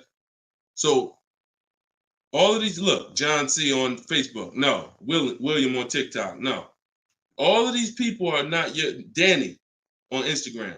So what I want to tell y'all is you no longer have to think you need to be a good negotiator to win with buying cars. You're going to start making people negotiate with each other. And that's multiple offers. So if you're buying your next car and it's a new car, you're going to get at least 5 offers from 5 different dealers. And if you're leasing your new car, you're going to get at least 5 offers from 5 different dealers while you're at home. And if you're buying a used car, you're going to stay at home. You're going to look at the entire used car market on all the marketplaces. I teach 8 marketplaces. You need to be everywhere a used car is. These are like if you were buying a TV, to continue to use that example, you wouldn't just be on Walmart.com, but not be on Amazon. You wouldn't skip Best Buy. You wouldn't skip PC. Wherever there's a TV, you would be. It's the same thing. And y'all are going to save more money than you've ever saved, easier. This is how you take control and have your confidence, and you are empowered. Okay?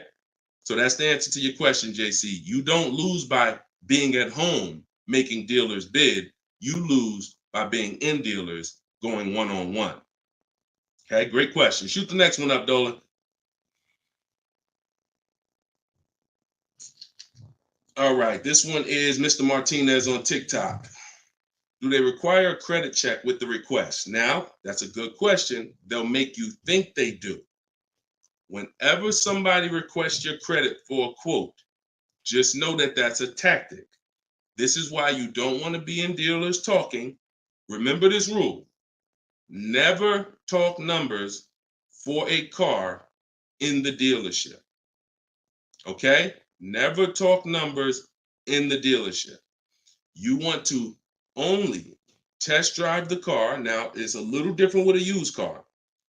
New cars, leases, never talk numbers in the dealership because you have no leverage there. It's continuing to go back. You have no leverage inside the dealership. Now, when you are requesting your quote, you're going to the dealership site. In my book, my book is called Cars from Home, 7 Steps to Saving Time, Money, and Avoiding Dealerships. Everything that I'm teaching y'all is out of one of those 7 steps.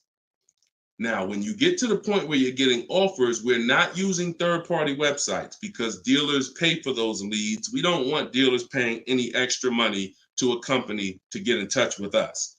We want to go direct to dealers' websites. This takes 20 minutes. If you do it my way, you're going to the dealers' websites. In my book, I have a link to the dealers, each brand. You put your zip code in and it'll pull up all the dealers. Now, as you go to these dealers' websites, you're doing a copy and paste. Copy and paste. And now, what are we saying in that first message? What we want, what we're looking for, when we can purchase. We're not talking about numbers yet.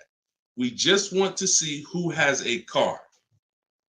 Now, once we see who has a car, now my strategy that I like you to start using, and some of you who have my book, you've used it already, is the 25 to 5. 25 to 5 is when you're connecting with 25 dealers online, and the goal is to get 5 offers. So, and the reason why we get 5 offers is because 80% are overpriced. So 4 of those 5 offers are usually going to be overpriced. That's when you know you did it right. So when we're getting our quote request, one dealer might say, I can't do it without credit. One of the things we say when we're requesting quotes for a lease is assume tier 1. Now, for those of you who are purchasing, not leasing, you're going to request quotes all in, taxes, fees, everything in. Now, there are people who are going to try to knock you off your game. Some of you know, if you have my book, I have scripts for everything they're going to say, because I used to have to use these templates. You're going to hear stuff like, oh, we need you. When can we get on the phone? Can we just have a quick phone call? My script for that is, I'm going to be handling my whole process from home. I'm only going to be talking to the person who actually makes the best offer.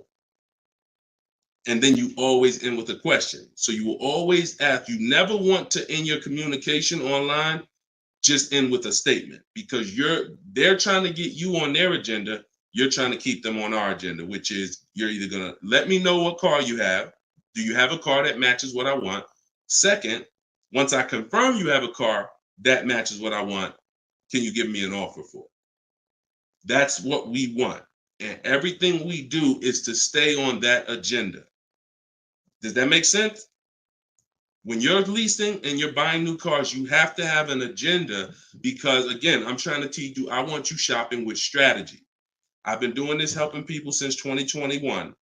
We've helped over 8,000 people, probably 6,000 with my book, another 2,000 with our video program. So this we know works. I'm not telling you something that I'm hoping works for you. You just have to do it.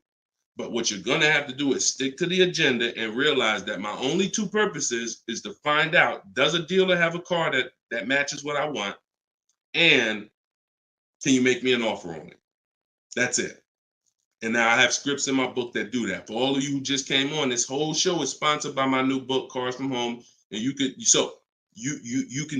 get your copy for 75% off. It's normally $97. It's a digital book, because I need to update it as things change in the market. And if you got a print book, if I printed a book and now I mailed you a book, now you got the book and it works now, but when you go to use it a year from now, some things may change, some websites may change and whatnot. Now you got to buy another book. So this book is a one-time, you get upgrades as I upgrade it, and I probably updated it at least 4 times since I launched it.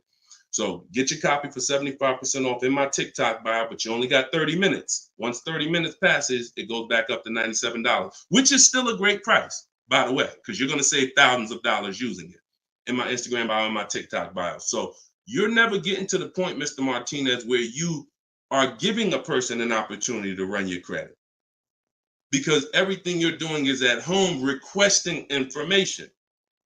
So as long as you get into the business of being at home, writing and requesting prices and seeing which dealer is going to offer you the car for the best price, you're never going to be in a position where you need to be giving your credit, because there's no reason. And if you give your credit, you fell for the game, because now they locked you into them, which is the goal. So no reason for everybody, no reason to give credit to give somebody our credit to get an offer. All right, go ahead, Dolan. Next one. Type your questions. I see a lot coming in from Instagram. I'm in the dealership right now. Vital on Instagram. Keep that up, Dolan. Vital just said I'm in the dealer right now. Now, if you're there negotiating, then you're never going to get the best deal. You're never going to get the best deal. Understand, y'all, I'm not playing games. For those of you who don't understand what we really do here, like, this is Greg right here. Greg used our strategies. He got a $56,000 Kia EV6 win. He got it for $527 a month on his lease, no money down. That's through bids. That's not through negotiations. Danielle's lease, $44,000 Audi A3. She got it for $550 a month, no money down.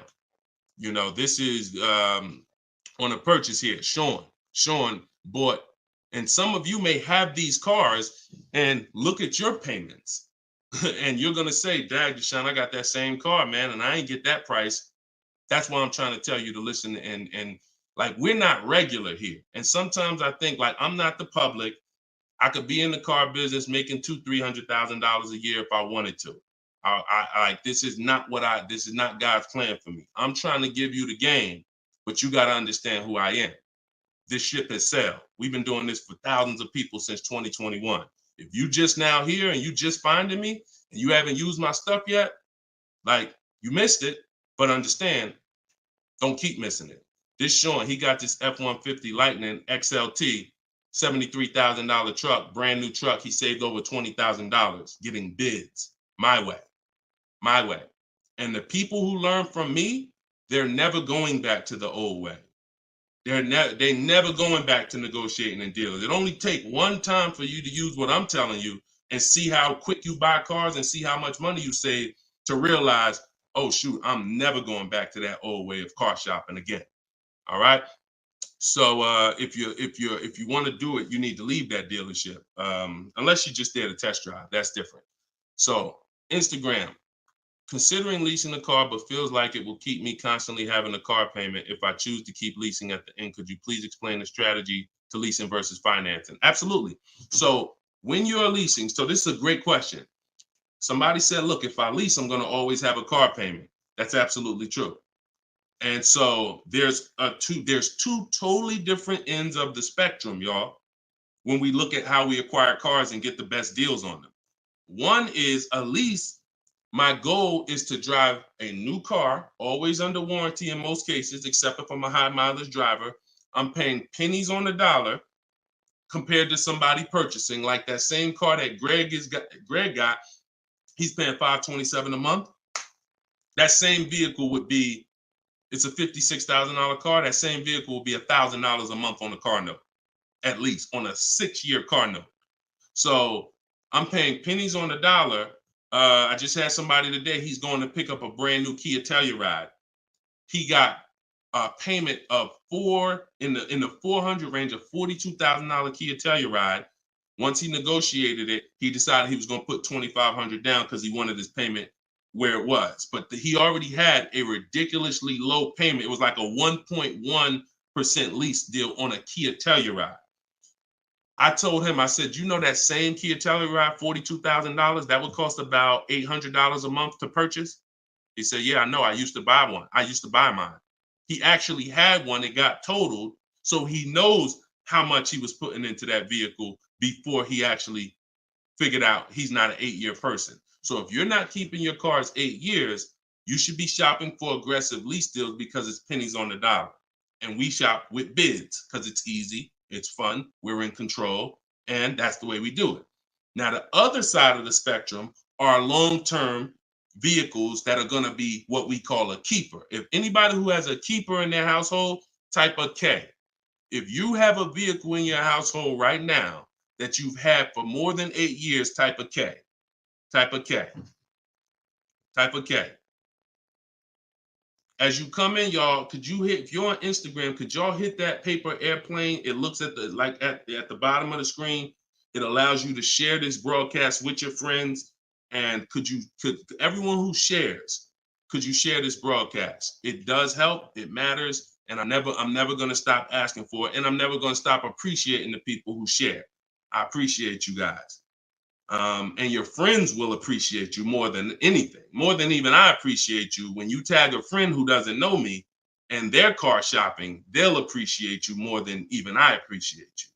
So, okay. All right. So we got John on on Facebook. We got Michael. We got, hold on. Let me see. Acura MDX. Rob Korn got an Acura MDX on Instagram. He's had it 195,000 miles. So these are what we call Derek on TikTok, Donald on TikTok. These are what we call keepers. These are vehicles that, again, someone asked a question about understanding if I always have a car payment, if I lease, can we please explain the strategy of leasing versus financing? I just told you the benefits of leasing.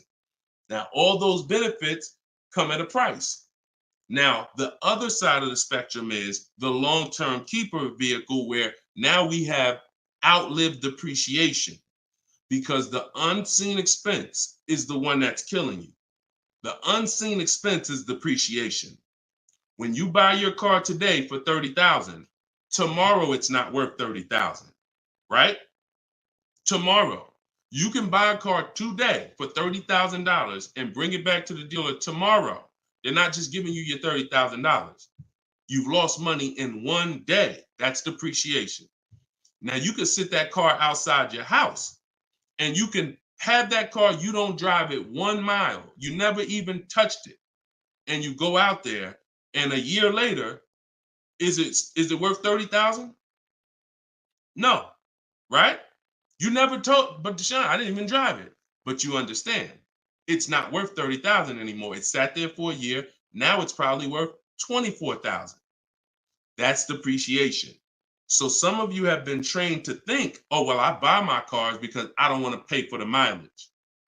What I'm trying to get you to understand is when you understand depreciation, you're going to see not only do you pay for the mileage, whether you buy or lease, you pay for the car whether you drive it or not when you buy. Does that make sense? Type clear if y'all are clear so far on this, on these principles. Because it's bad information that's been fed to you for all these years that, oh, you know what? I like to drive as much as I want. Oh, I like to do everything and I don't want to pay for mileage, so I'm going to buy. But what you're seeing now is, oh, shoot. If I drive no miles, my car's worth less. If I drive average miles, my car's worth even less. If I drive high miles, my car's worth even less. Depreciation. It's the unseen expense. So now our goal with purchasing the right way and picking whether I'm going to shop for great lease deals or whether I'm going to be a long-term keeper is to avoid where the depreciation loses us the most money. The most money. Look, right here, 3, 4, 5, 6 years, you're losing the most money. This is when you don't want to have bought your car and replaced it, because you're losing thousands and thousands of dollars every year. And now many of you have been taught it's okay to switch cars while you're in here, dropping. But going back to the keepers know, all right, I'm switching cars when my value is like this, my depreciation. So all of you who said out there that you got a car that you've had for 8 years, 10 years, 12 years, now you're gonna, here's what proves to you what I'm saying is true. The keepers, which is why I'm trying to get you guys out of that middle, all you 3, 4, 5 year people, 6 year, 7 year people that do not lease. You don't keep your cars long enough to outlive this depreciation, but you don't lease. You're losing the most money by far. By far. Thousands and thousands of dollars every car you buy in resale value because you flip cars, try to trade them in while you just lost thousands and thousands of dollars. So on the other end, those of you who said, Deshone, I got a keeper outside, if that car today is worth $5,000, a year from now, it's probably going to be worth $4,800. That means you're no longer losing value like this. You're only losing value little by little, and you've outlived the depreciation.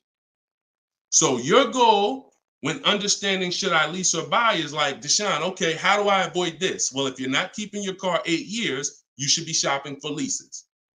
Everyone who told you otherwise was wrong. I'm not going to say they were malicious, but they were incorrect. And unfortunately, I call them confidently incorrect. Dangerous.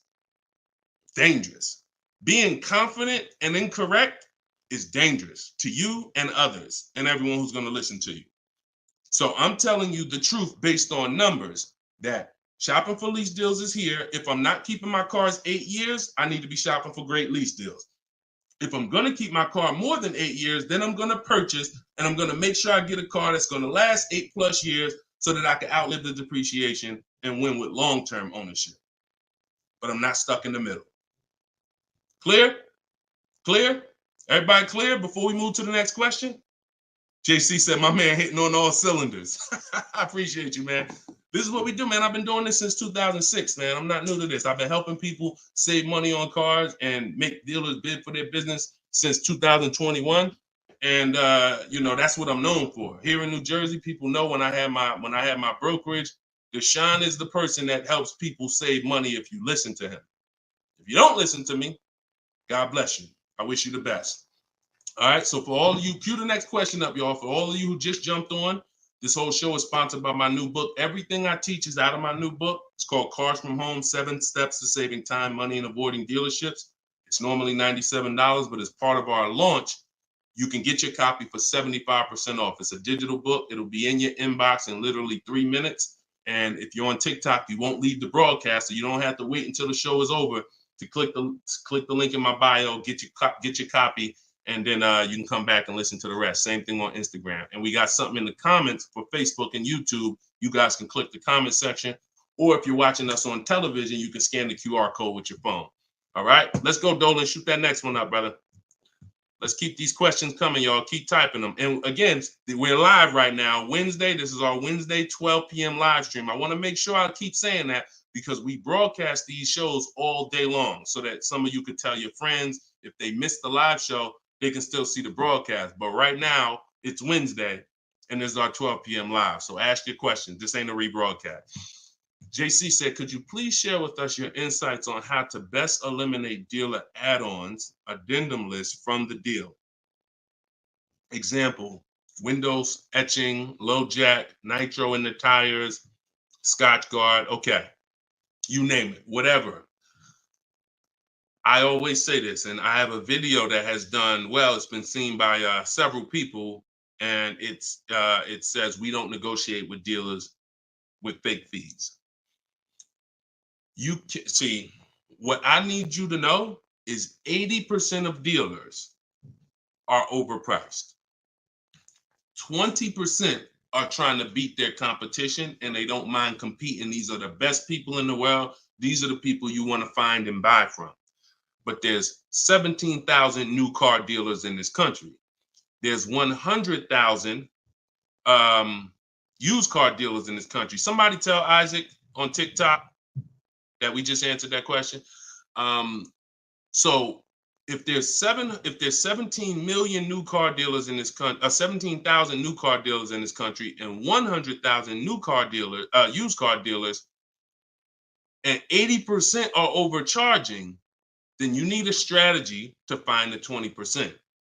That's another reason why you cannot walk into a dealer and think you're going to get your best deal, because you don't know. You have a much higher chance of finding an 80% than you do a 20%. Does that make sense? It's more than likely when you walk into a dealer and you request a quote or you request an info, even the dealer that you've been buying from, they're going to say, it's more than likely you're dealing with an 80% dealer just based on the sheer numbers. It's not 50-50. And like I said, I've worked with 8,000 people since 2021. We have the data to show this is not 20% is who you're looking for. That's who we're looking for. So what we do is we need to sort for them. We're not looking to walk in. We're looking to stay at home and sort for them. The 80% are going to do what the 80% do. To answer your question, JC, I'm not interested in getting an 80% dealer to take off their fees because that's not what they do. Thanks, Carter's dad. That's not what they do. They charge fees. People pay fees. People who walk into them and buy the old-fashioned way. Your friends. Some of my friends who don't know me, most of my friends know me though now. So, pretty much everyone that knows me in real life uses what I teach. But some of your friends, pretty much any of your friends that ain't doing what we teach, they're out there walking into dealers. And the 80% are going to do what the 80% do as long as people keep paying it. As long as people, all right, man, well, look, you're going to have to take some of that off. It's made up to begin with. So how do I win if you're taking off $2,000 of fees you made up and then I think I won? How's that a win? So the tactic is the worst kind of people are going to start so high. It's called padding the deal. So when you walk into the dealership, I'm padding the deal if I'm the worst kind of person. If I'm somebody who I bounce from dealer to dealer, I make a lot of money, but my customer service scores are low, but I make a lot of money, so I always have a job. Now what I'm going to do is you're going to sit down, and I'm going to say, all right, which car are you looking for? Diana? All right, Miss Roberts. All right, here's what we're going to do. Okay, so it's going to be working out about $650 a month. All right. Shoot, that seems kind of high. Here's the problem when you're in a dealer. You don't even know if $650 was the right starting point. Maybe the real starting point was supposed to be 550. But I'm going to start you at 650 because I know psychologically you need to think you won. See, pay attention to this. Pay attention to what I'm telling you. Selling you a car, the way the car business has programmed you, it's not about you winning. It's about making you think you won. It's a psychological game that car salespeople are trained heavily for. So when you come in and I tell you it's 650, or when you look at that car and you see it and you're like, the window sticker says 42, but when we sit down and I say, okay, we got this fee and we got that. All right, so asking price is 45,700. And you're like, wait, but the window sticker says 42. But yeah, these are the add-ons that we have. All right, now I'm starting so high that I can take off money to make you think you won, and I still end up winning because I really didn't take off anything. So this is why we don't play the games of back and forth with fake fees. What we do is we sit at home, we get bids, if we're looking at pre-owned cars, we're looking at the marketplaces, we're narrowing it down because my strategy for shopping for used cars is different than new cars. New cars and leases, we use something called the 25-to-5 strategy. That's when we reach out to 25 dealers to get 5 quotes. Used cars, we use the multiple marketplace strategy where we go to all the used car marketplaces and now we look at what the low price is in the market and we sort it down to our top 3, top 5. And then we take it, we got to make sure there's no fake fees on them because that's a tactic they'll use on used cars. Fake fees, put a price out there. So everything is a screening process.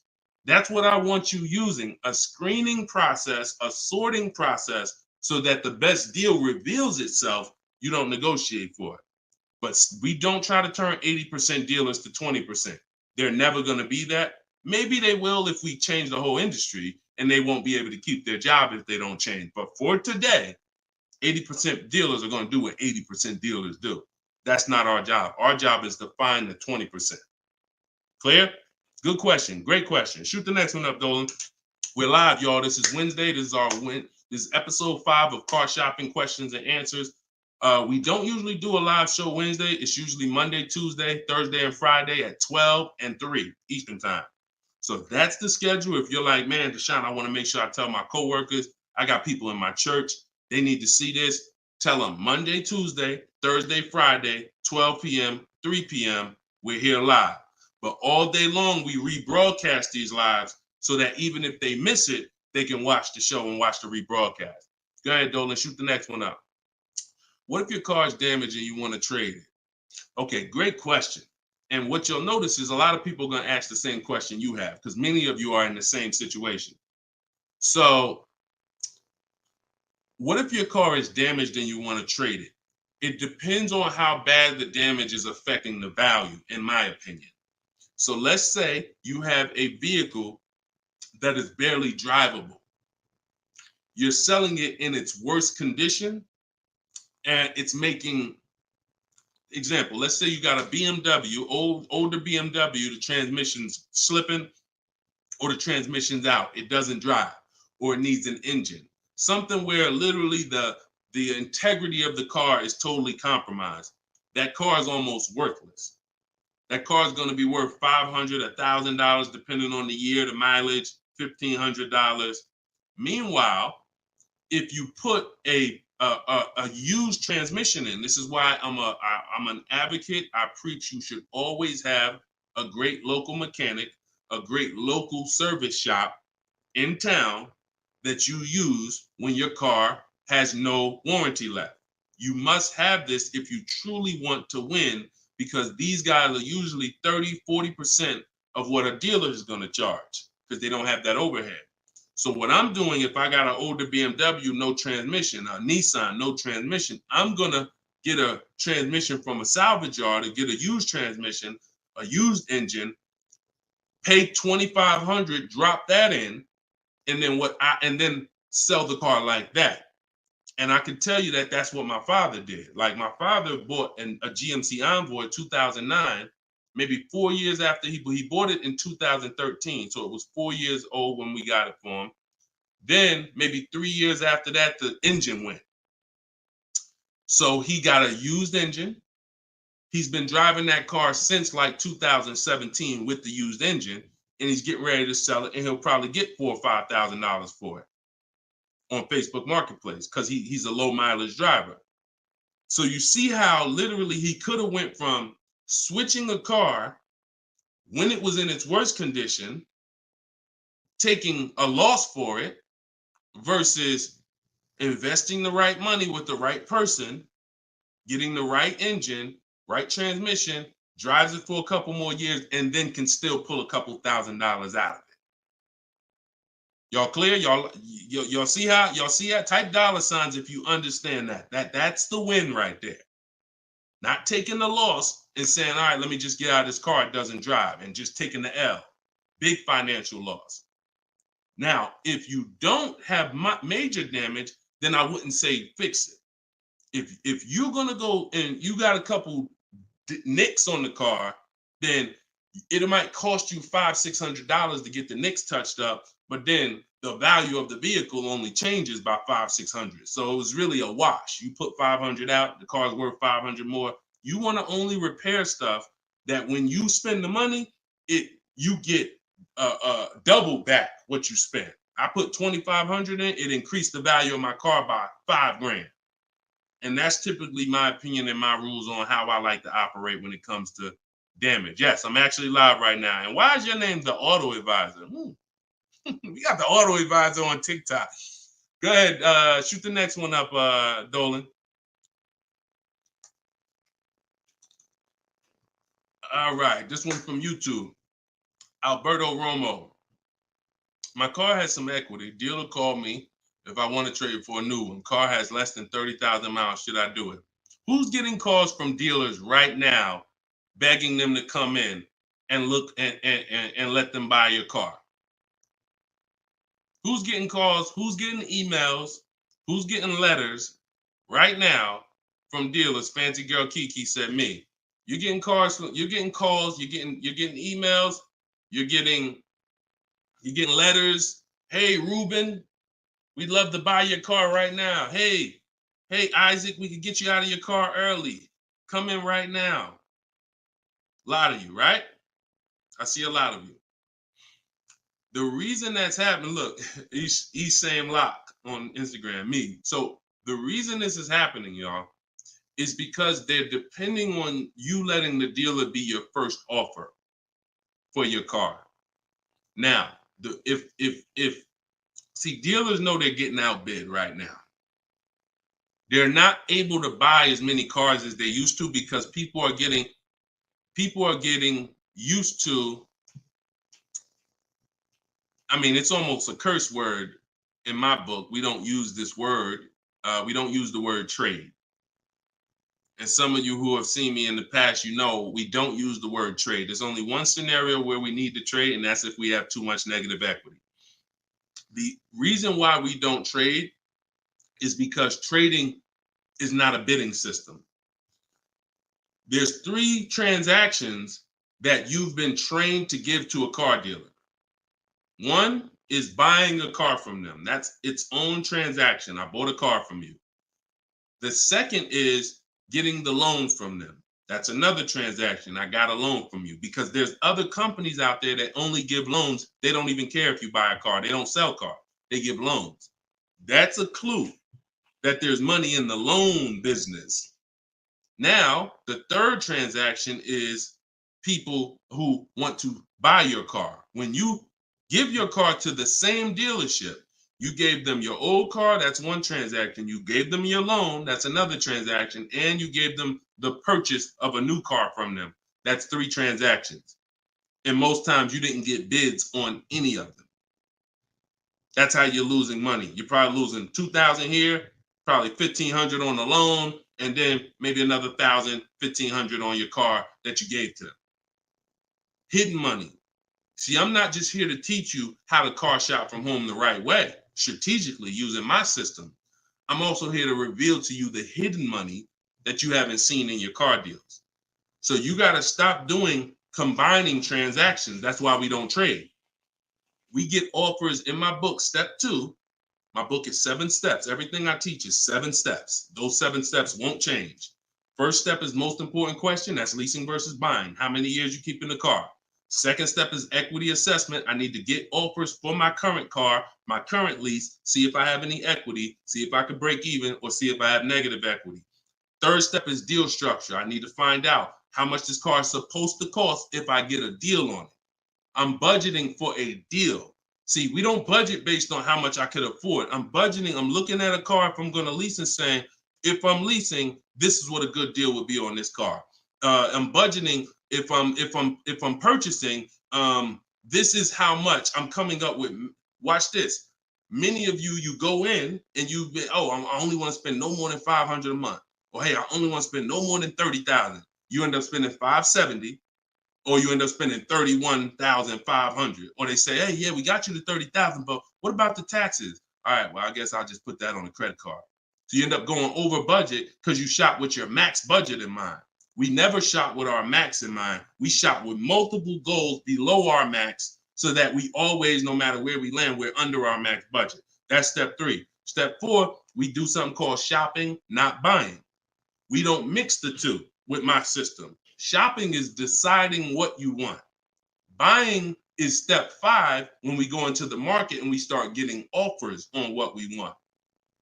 But when you get to step 5, you're in the market getting offers. Step 6 is paperwork and protection. All that paperwork that you need to know. All right, do I need this product? Warranties, all of that is step 6. And then step 7 is delivery. So everything I'm teaching you falls under one of those 7 steps. And I'm trying to get you to use a system instead of winging it. If you don't wing it, you'll be fine. But step 2, Alberto, is the equity assessment, where you're getting offers to find out what your car is worth. You can give the dealer an opportunity later to beat it, but you need to know. That's why we don't respond to those. Hey, come on in. Let me look at your old car. Let me buy your old car. Hey, come on in. Let me see. You need to call your bank for a payoff, and you need to go to CarMax, Driveway, Carvana, Kelly's Blue Book Instant Cash Offer, AutoNation, Sell My Car, Car Guru, Sell My Car. Take you 20, 25 minutes to do your equity assessment, and you got real cash offers that you'll know if I have equity in my car, and you'll know these people can cut me a check in an hour. And now let me go prepare to shop for my replacement car because these companies already bid on my old car. Type clear if y'all are clear on that. That's the equity assessment. That's my 7-step system. That's why my book is called Cars from Home, 7 Steps to Saving Time, Money, and Avoiding Dealerships. All right. All of you could get a copy. You could get your copy for 75% off. It's normally $97, but as part of our launch, you can get it in my TikTok bio for 30 minutes for 75% off. Once the timer goes back up, once the timer expires, it's back up to $97. So get your copy before the timer runs out. Same thing with Instagram. Go to my Instagram bio. You'll have it 3 minutes and you come back to the show. And if you're on Facebook or YouTube, we got links in the comment section for you. All right. Great question, though. Look, go ahead. Shoot the next one up, Dolan. Oh, it said, this man, bro, spitting gold fire for real. I hope this isn't going over anyone's head. Me too, bro. Listen, me too. Keep that question up. Fancy girl Kiki from TikTok. But me too, bro. Like, I'm sitting here, man, and I pray every day that the Lord help me to look. I want you to even see. I gotta unlearn. That's why I represent this brand. I got to unlearn. Like, I have been programmed, and the people who programmed me have actually programmed me because they make more money by me staying programmed. So some of you, it's unfortunate, are not going to spend $24. You're not going to spend $24. Now, I had people get the book for $97. It's people that might be on here that say, man, I got the book before we even had this sale. $97, but some of you are not going to spend $24 to get the book. But you want to go into a 5-figure transaction, a 5-figure, $10,000, $50,000, $100,000. Some of you who are buying luxury vehicles and exotics transaction, but it's something about not, and that's just unfortunate. All right, fancy girl Kiki from TikTok. Is it true that you can have your down payment go towards your payments? So, all right. So when we're working out our loan, again, this is still combining the loan and the purchase of the car. Because when you're actually trying to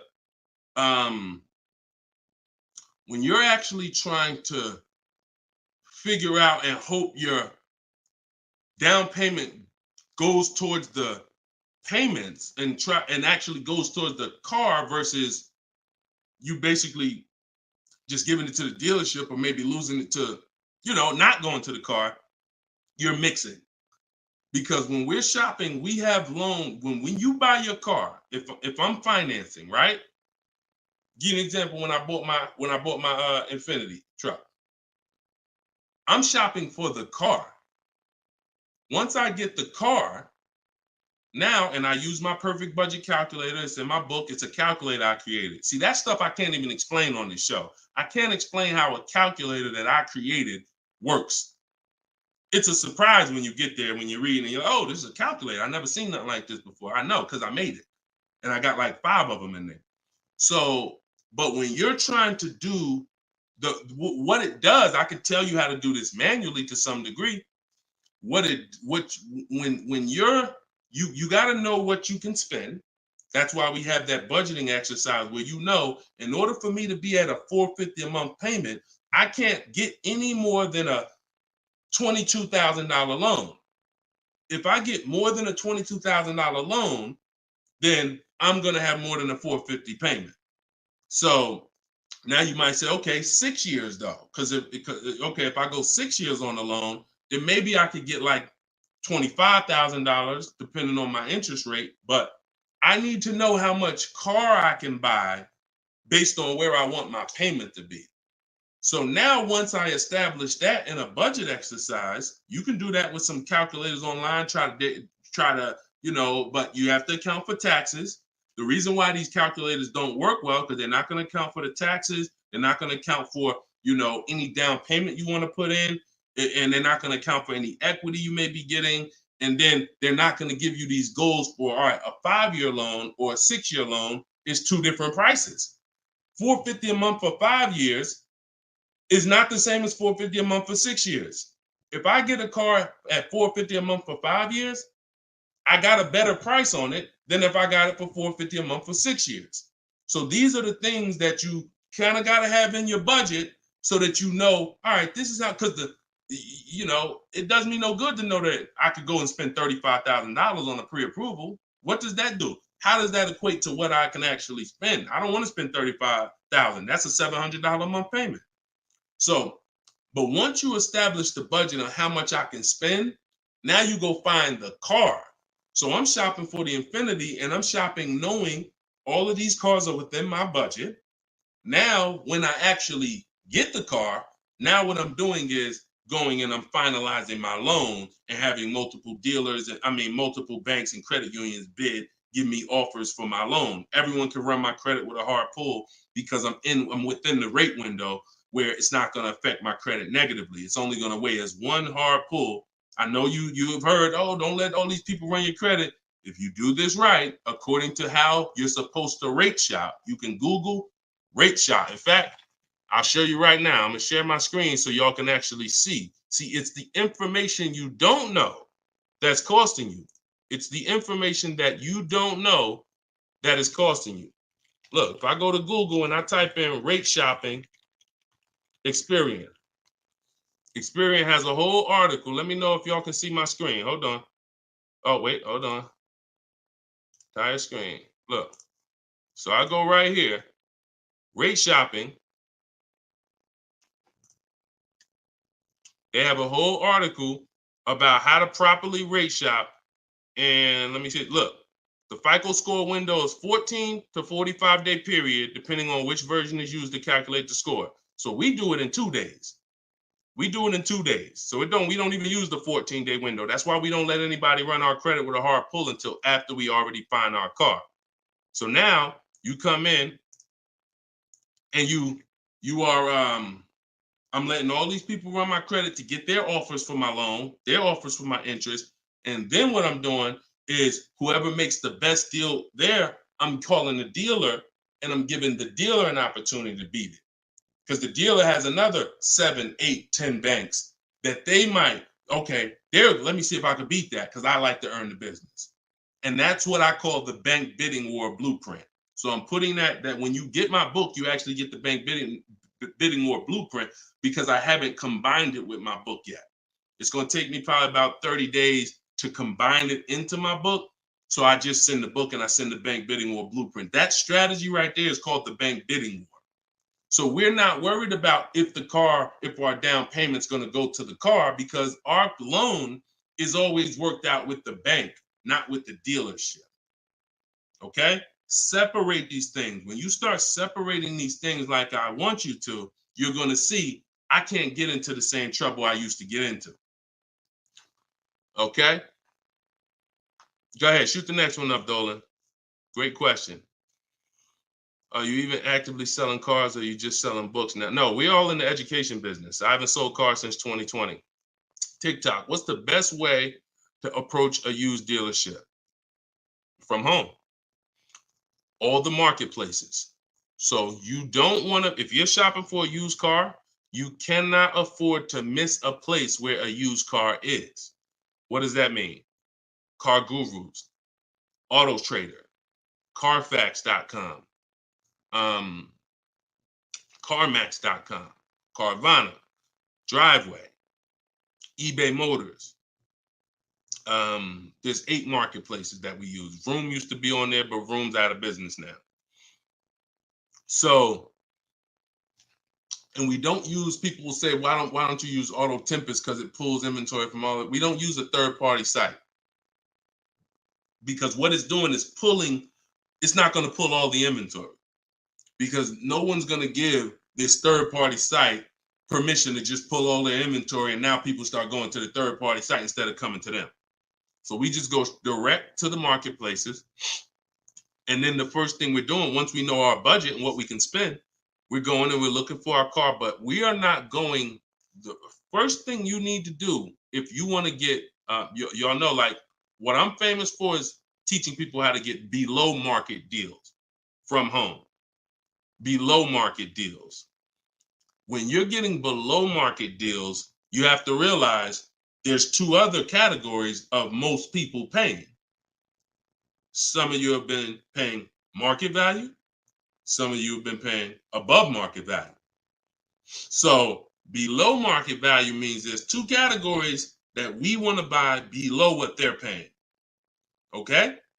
So we got to have that in our mind. Below market. Like when you look at Eddie. Look at Eddie. This is 2023. This was last year.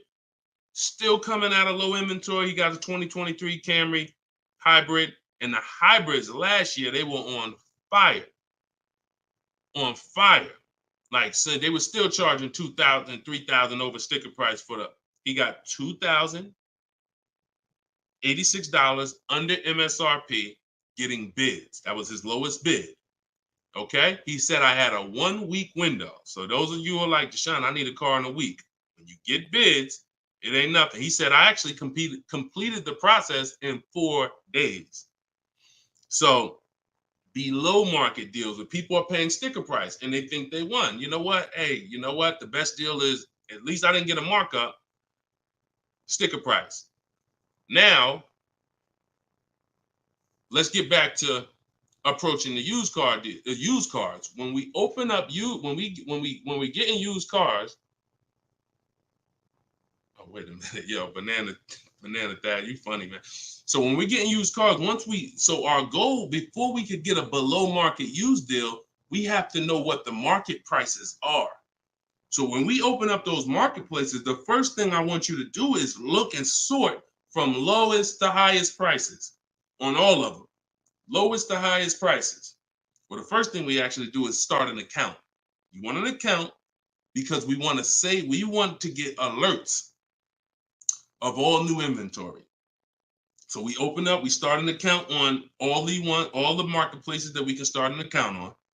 Now we're going to look and sort from lowest to highest, and we're going to look and see what the low side of the market is. Low side of the market, low side of the market. Now I might say, okay, the low side of the market is about 22, 23. If you're doing it right, you're always going to have prices that are $3,000, $4,000, $5,000, $6,000 more. If you don't see that type of spread, you're not doing it right. So now we know this is the low side of the market. Now here's what comes with the low side of the market: bad Carfaxes, frame damage, salvage titles, sketchy history, damaged cars. That's good. That's what comes with it. What we're looking to do is see where those cars are priced at, and we're looking to be right above them. And from there, we have a particular system of how we're going to sort based on title history, service records, extremely important. We will not buy a used car without great service records. Then we go to accident history. There's a couple different types of accidents: serious accidents, airbag deployed, vehicle towed. All of this is serious accident. I appreciate you, JCAA. Shout out to the sharers on TikTok. Now we go to, then we need to verify there's no bogus fees, because that's a narrowing down. Now that'll narrow us down to like a top 3, top 5, top 7. But some of those vehicles are going to have bogus fees, guaranteed. And this is not always happening day one. That's why I don't want you waiting until you need a car to go shop. I want you in the market early, a month, 2 months, 3 months before you need a car, so that you can watch the market. And when you can watch the market, you have much more leverage. You have much more flexibility. You can say no. You can see where the price trends are, and you can get alerts. Many times, it's the alerts of the new cars that's going to be the car you take down. Because once you know the low side of the market, now you're getting alerts. Every new car that hits the market, boom, soon as it hits, I can look and see, oh, that's priced on the low side. Now I look, oh, shoot, frame damage. Oh, shoot, salvage title. Oh, shoot, whatever. And eventually one pops up and you're like, oh, good Carfax. Oh, good title history. Boom. And now we're preparing to get ready to take that car off the market. We can't test drive used cars until we're ready to buy them, though. That's the only reason we can't do 100% of our used car deals from home, ever. New car deals, we've had people throughout, use my book, in my course, 100%. Dealer delivers the car. That can happen. New cars and leases, 100%. Used cars, we can't. You must go to the dealer. You must see the car. You must drive it. And then that's when you're taking that deal across the finish line right then and there. Okay? That's a overview of what I call my multiple marketplace strategy. If you do that, you win. I mean, there's no guarantees in life. So I'm not here to guarantee, but I am here to say, you haven't had strategy. When you're using strategy and boundaries, you haven't had boundaries or strategy. You add boundaries and strategies to your car buying, 99 times out of 100, you're going to win more than you used to win. All right? Go ahead, Dolan. Shoot the next one up. Does your book teach how to sell and grow? I don't really know what that means. Sell and grow. This one's from TikTok. Do I get a discount for paying cash for a car? No. I know a lot of people told. Who was taught you get a deal for paying cash? Type a $sign if you were taught you get a better deal for paying cash. I got the book, the cheat sheets, awesome. Service connected. Don't use the cheat sheet. If you got the book, scrap the cheat sheets. The book is the nuts and bolts. The cheat sheets is an overview. I see you though. Use it. Win. So, all right. So you got Gina VL. You got I don't want to butcher your name, so I'm not even going to try. I see you on TikTok, though. I see Cozy Boy Nesto on Instagram. Okay, Monty. So my question was, who was taught you get a better deal by paying cash? All right. Now, I said type a $sign if you've ever heard this. Now, I don't want you operating with bad information. Let me tell you where this came from. And remember what I said earlier in the show. Earlier in the show, I told you the car business is not about you winning. If you win, great. But it's about making you think you won. And I can only make you think you won based on what you tell me you need in order to feel like you win. So if you come in and say, listen, man, I'm paying cash, man. Y'all got to do something better for me. I'm not going to sit here and tell you, well, you don't get a better deal for paying cash. Now, I would tell you, listen, I'm going to be honest with you. You can get this price whether you pay cash or not. So like there is no, but somebody who's like not going to be willing to go and tell you that, they're going to make it look like, all right, I got to make you think that the deal I'm giving you is because you pay cash. This originated from when dealers used to finance cars. There are still people, and you may be one of them, who think the dealer owns your car after you get it. That's why there are people who say if they can't afford a car, they say, man, I'm gonna get a dealer back their car. It's not their car anymore. Unless you're dealing with like a buy here, pay here place where they're actually extending the loan to you, it's not the dealer's car anymore. But back in the past, dealers used to extend loans. They would hold the financing. So if you offered them all the money up front, it was an incentive for them because they knew it guaranteed they get the money now. And it also saved them interest. It saved them, if they were holding the note, then they're still technically paying for that car. And they're like, okay, I could save you another $1,000, $1,500, because you're going to give me all the cash up front. It's not like that anymore. It's not. Literally from the time you leave, the dealership is funded in full in hours. Like by the time you drive off, wire transfer, the dealer is funded for the car. The funds come from Bank of America, Chase, TD, M&T Bank, whoever it comes from, wired to the dealer. From that point, it's between you and who? Who's on the title? Who's the ones calling you if you don't make the payment? Who's the one setting up the car to be taken if you don't make the payment? It's not the dealer, right? It's the bank. So it's always between you and the bank from that point, which is why you don't get an exactly life experience. You're not getting a better deal paying cash. And that's just because that's the way it's set up.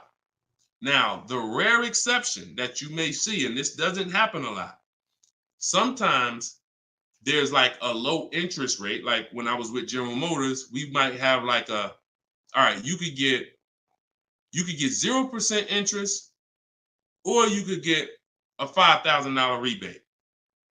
Only on a new car though. But you can't do both.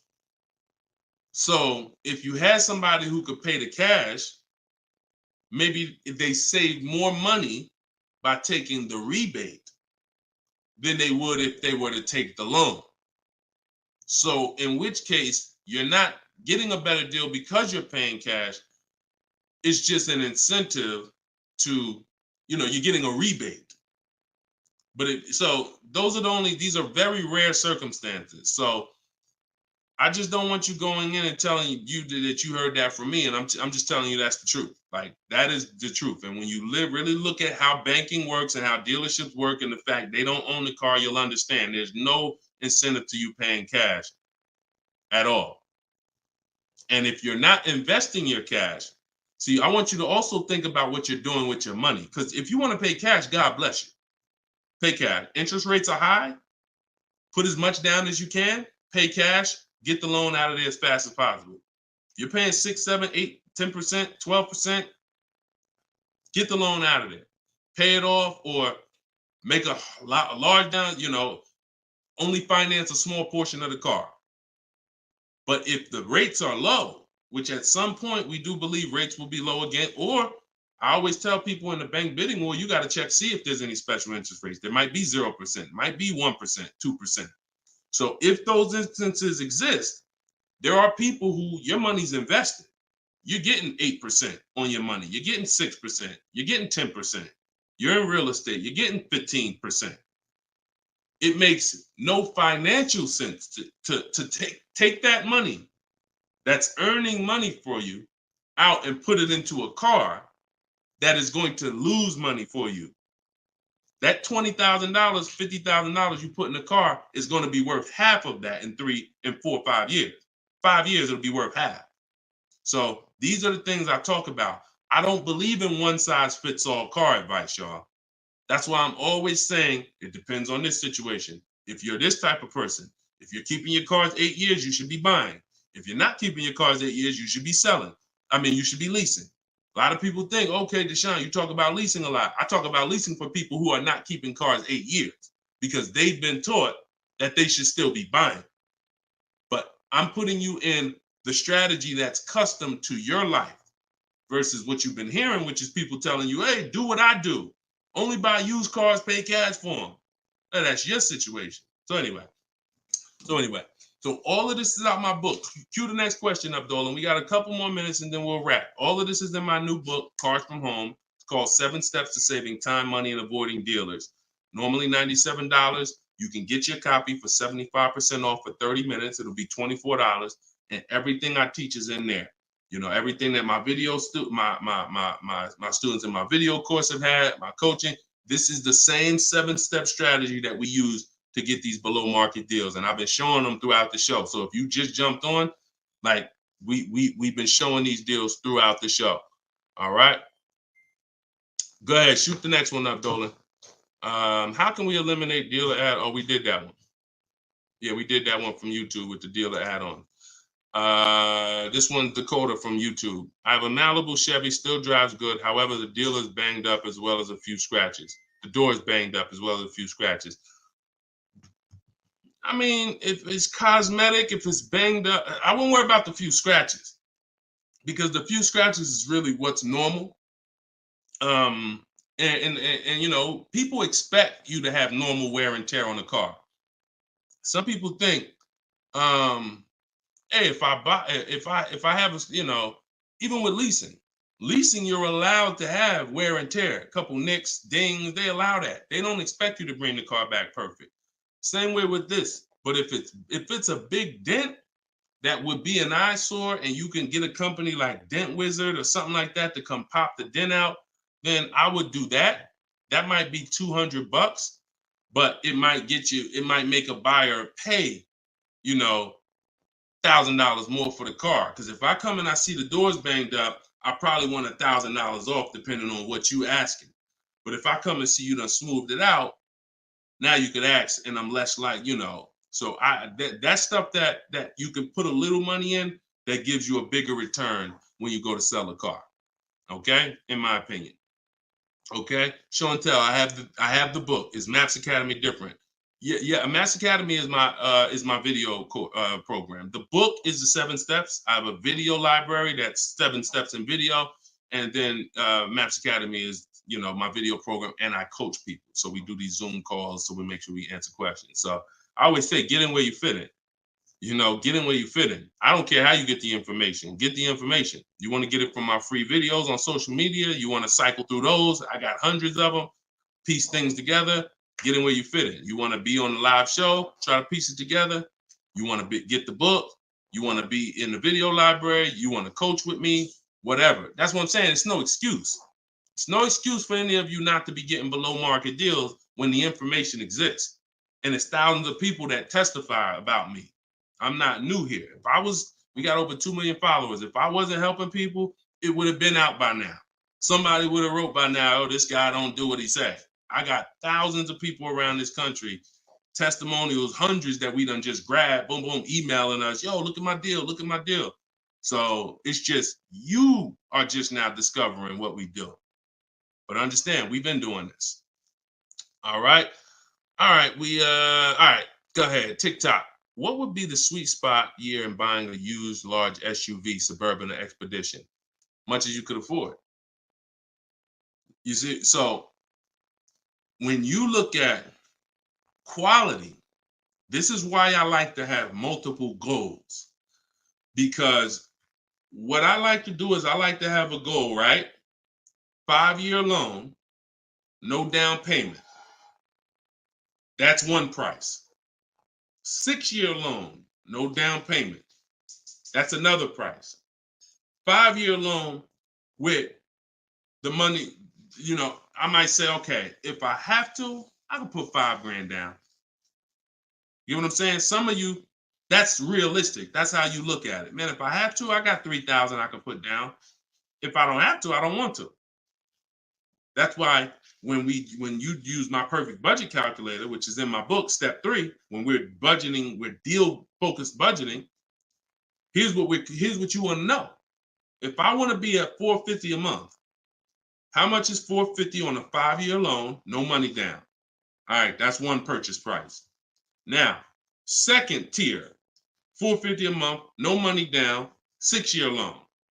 I told you I pay more if I had $450 for 6 years than I $450 for 5 years. So that's the next step up. Then I say, okay, 5-year loan using my down payment money. And then my max budget would be 6-year loan using my down payment money. But understand, I'm still under my max budget. I don't care if I have to go, and then we have another step where some of you have an old car. You have an older car, you're going to be selling it. You got 3,000 equity, you got 5,000 equity. That's also in there. So then it'll be no down payment, no equity. No down payment, no equity, 6 years.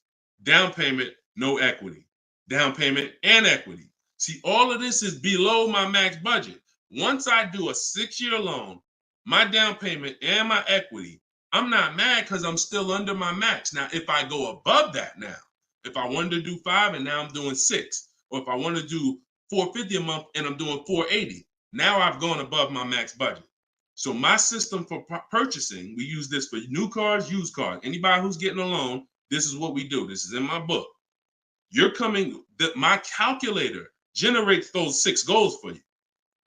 So when we say sweet spot, my first target is that first goal. That's my first target. When I went shopping for my Infiniti, I was looking for a car under that first price. Couldn't find it. Jumped up to the next tier. Couldn't find it. Jumped up to the next tier. And it was my 4th goal is where I found this one at.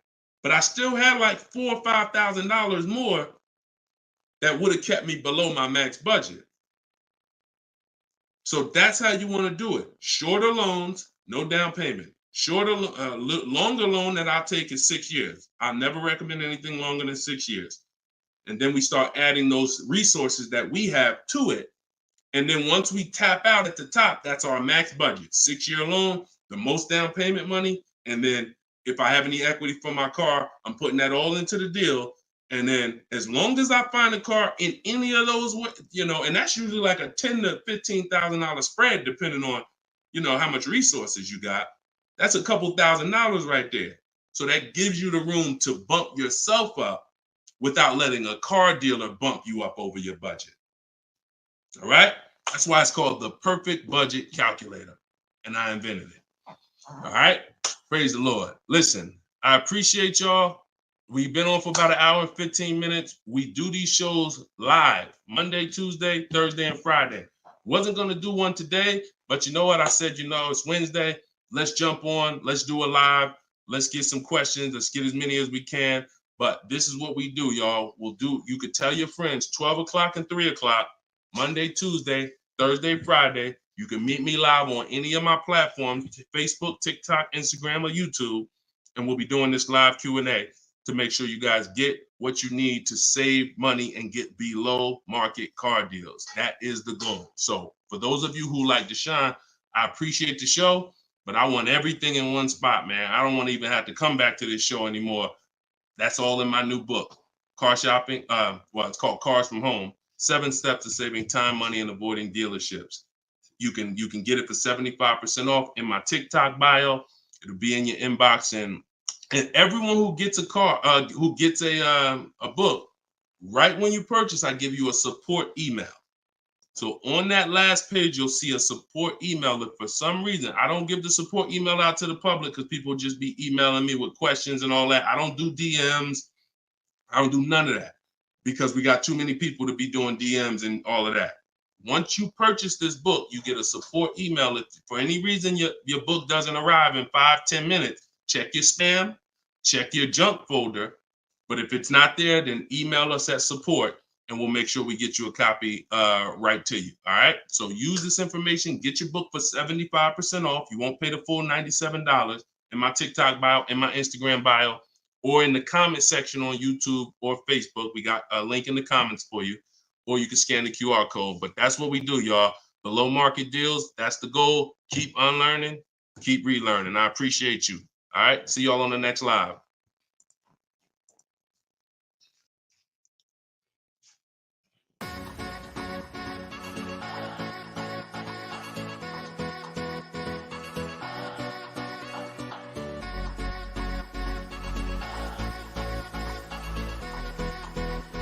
The worst possible thing you could say when you walk into a car dealership. I spent 5 years with Mercedes-Benz, 5 with General Motors, and the worst thing a person could say when they walk in is, if you could just get me to this payment, we got a deal. So your loan's probably still like 19, which means you got to pay to get out. You're upside down. It's called negative equity.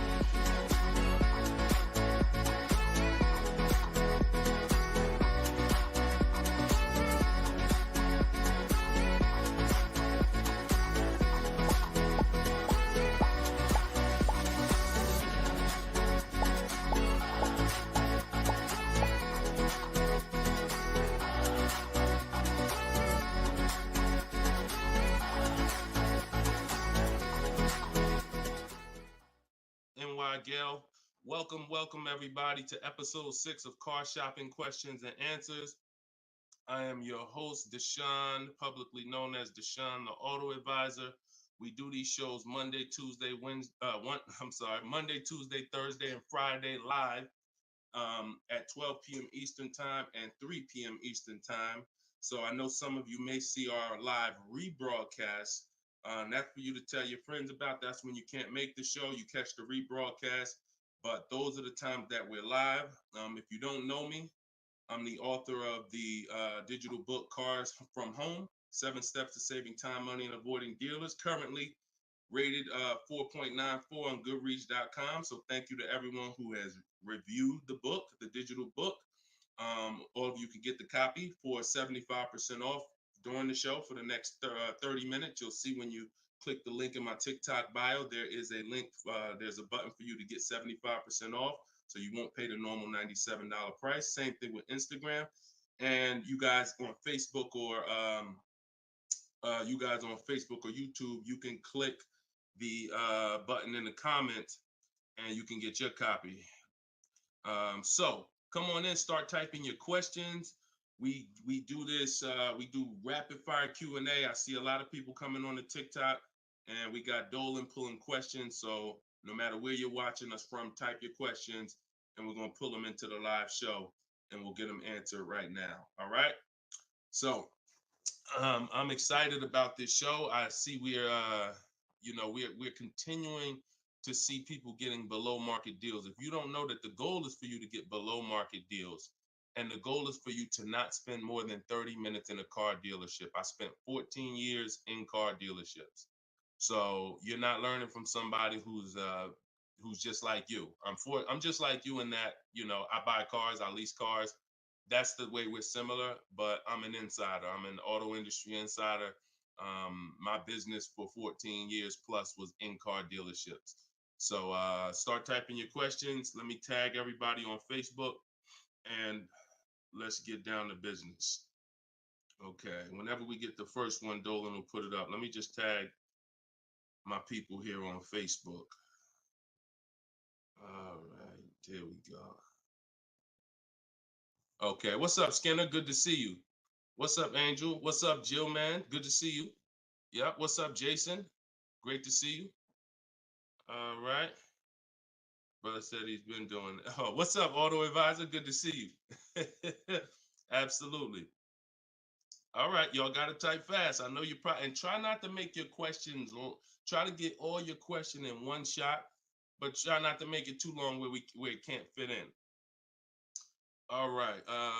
This one's from TikTok. Isaac from TikTok said, best current APR rate for tier A1 credit.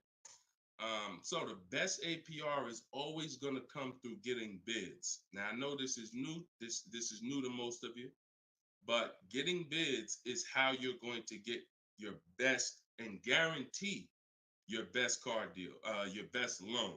So I'm going to lay out this process we call the bank bidding war. And if you follow this step, you'll be able to have 10, 15, 20 banks and credit unions bidding for your loan. And then you'll be able to pick the best one.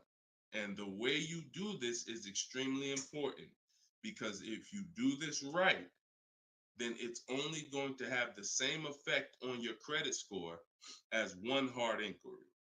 So think about what we're saying.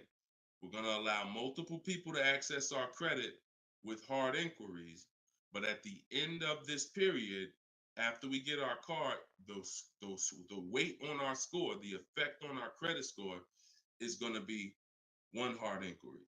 So the first thing, there's 3 rounds in the bank bidding war. The first round is to always check and see if there's any special interest rates or special promotional rates that are being advertised for the car you're looking for. So let's just say you're shopping for a, Kia Telluride. You're gonna now check and see, is there any special interest rates? 0%, 0.99%, 1.99%. All of these rates are like a finance rebate. That means there's no bank or credit union that's gonna beat them. So this is the first round. So if we do get a special interest rate there's no reason for us to even shop for interest rates other than that. Because again, no bank, no credit union is beating 1.99, even 2.99. Now, here's what you have to check when we do that. How long is that loan? Because some people might give you 1.99, but it's only for 36 months. And some of us are not going to take a loan for 36 months because the payment's going to be too high. You might need a 5-year loan or a 6-year loan. So we're not just looking for if there's a special interest rate, we're looking for what is the term. Shout out to everybody coming in. This is our Thursday, April 18th, episode 5, live car Q&A. So we're actually live right now. This isn't a rebroadcast, so you can come on in and start typing your questions. And we're talking thousands over here, not hundreds. Okay, so that's round 1 of the bank bidding war. Now, let's just say we do that and there's no special interest rates. Now we're moving on to round 2. But round 2 comes after we find our car. So once you find your car, no one has touched your credit with a hard inquiry yet. Pay attention. You have not heard me say at any time hard credit pull at all. When you're shopping for your cars, no hard credit pull. Nobody's running our credit while we're shopping. Once we find our best deal, once we find a dealer that's going to sell us the new car for the lowest price, we lock up that car, usually with a deposit, reserve it. And now what we're doing is we're telling the dealership, I'm going to take this buyer's order. You're going to get a buyer's order. You're going to come home. And now you're going to now the second round of the bank bidding war is about to start. You're going to come home. You're going to call your bank if you have one, or your credit union. This is when you're going to let them access your credit. Because if you've ever tried to actually get a bank to tell you what the interest rate would be, like a pre-approval, many of them, and if you've experienced this, I want you to type a 1, many of them will say you need to have a car first, right? If you've experienced that type of 1, you call your bank, hey, I'm trying to get a pre-approval. They're like, okay, well, we need the information on the car. And you're like, well, I'm trying to get the pre-approval so I can go get the car. So that's why we don't follow that process of getting a pre-approval beforehand. Look, Marinette, you've experienced it on Facebook. So when we look at having the buyer's order for the car that we reserved, you have everything you need now. You have everything the bank could want. And you're now going to call your bank, or if hopefully your bank and credit union has a website, you could do this all online. And you're going to get as many approvals, offers as you possibly can. In my book, I list a couple: your bank, your credit union, online banks, Lightstream, community credit union. Everybody who can lend in your state, you want them bidding. This is very important because some of you haven't been trained to see. My job is to not teach you just how to buy from home and make people bid for your business. My job is to show you everyone willing to listen. If you're willing to listen, I'll show you where the hidden money is in your car deal. The money you have not been trained to see, or the money you've been trained not to look at. And the people who have trained you not to look at this money are usually the people that's making the money. So you have to see that one point. Let me give you a scenario here. Let's go to an auto loan calculator so you can see how much money is just in your car loan. Just in your car loan. And we're going to do a couple different interest rates so y'all can take this serious and you'll see why you need to be getting multiple bids for your interest. So if I'm buying a $30,000, if I'm looking to borrow $30,000, let's take $30,000 for an example. Average, pretty good average. Average price of a car is probably higher than that, but let's use 30. Now, if that interest rate is 5.99, total interest paid is $4,791 over the course of 5 years at 5.99. If the interest rate is 7.99, total interest paid is $64.89. That's over $2,000 difference. 2 points, $30,000 loan. Now, some of you are going to be borrowing more than that. Some of you are getting $50,000 loans. Interest at that same 7.9 on a $50,000 loan is $10,815 over 5 years. Now, if you can get 2 points less, 5.99, interest is $7,984. This is $3,000 difference. So, do you see how if you're not taking getting the best loan offer just as serious as you're taking trying to get the best price, you get a good price and then you'll give it back to the bank who's giving you the loan. So this is why we get bid. So we're now going to let all these people run your credit. This is when you do your hard inquiry. You don't do it before this. Hard inquiries, credit unions, online banks, your bank, your credit union, everybody's bidding now. And now what you're going to do, once you take the best offer from that round, that's round 2, that's when you're going to call the dealer and you're going to tell them what that best offer is and see if they can beat it. Because the dealership has another 7 to 10 to 12 banks that they're going to be competing to try to get your business.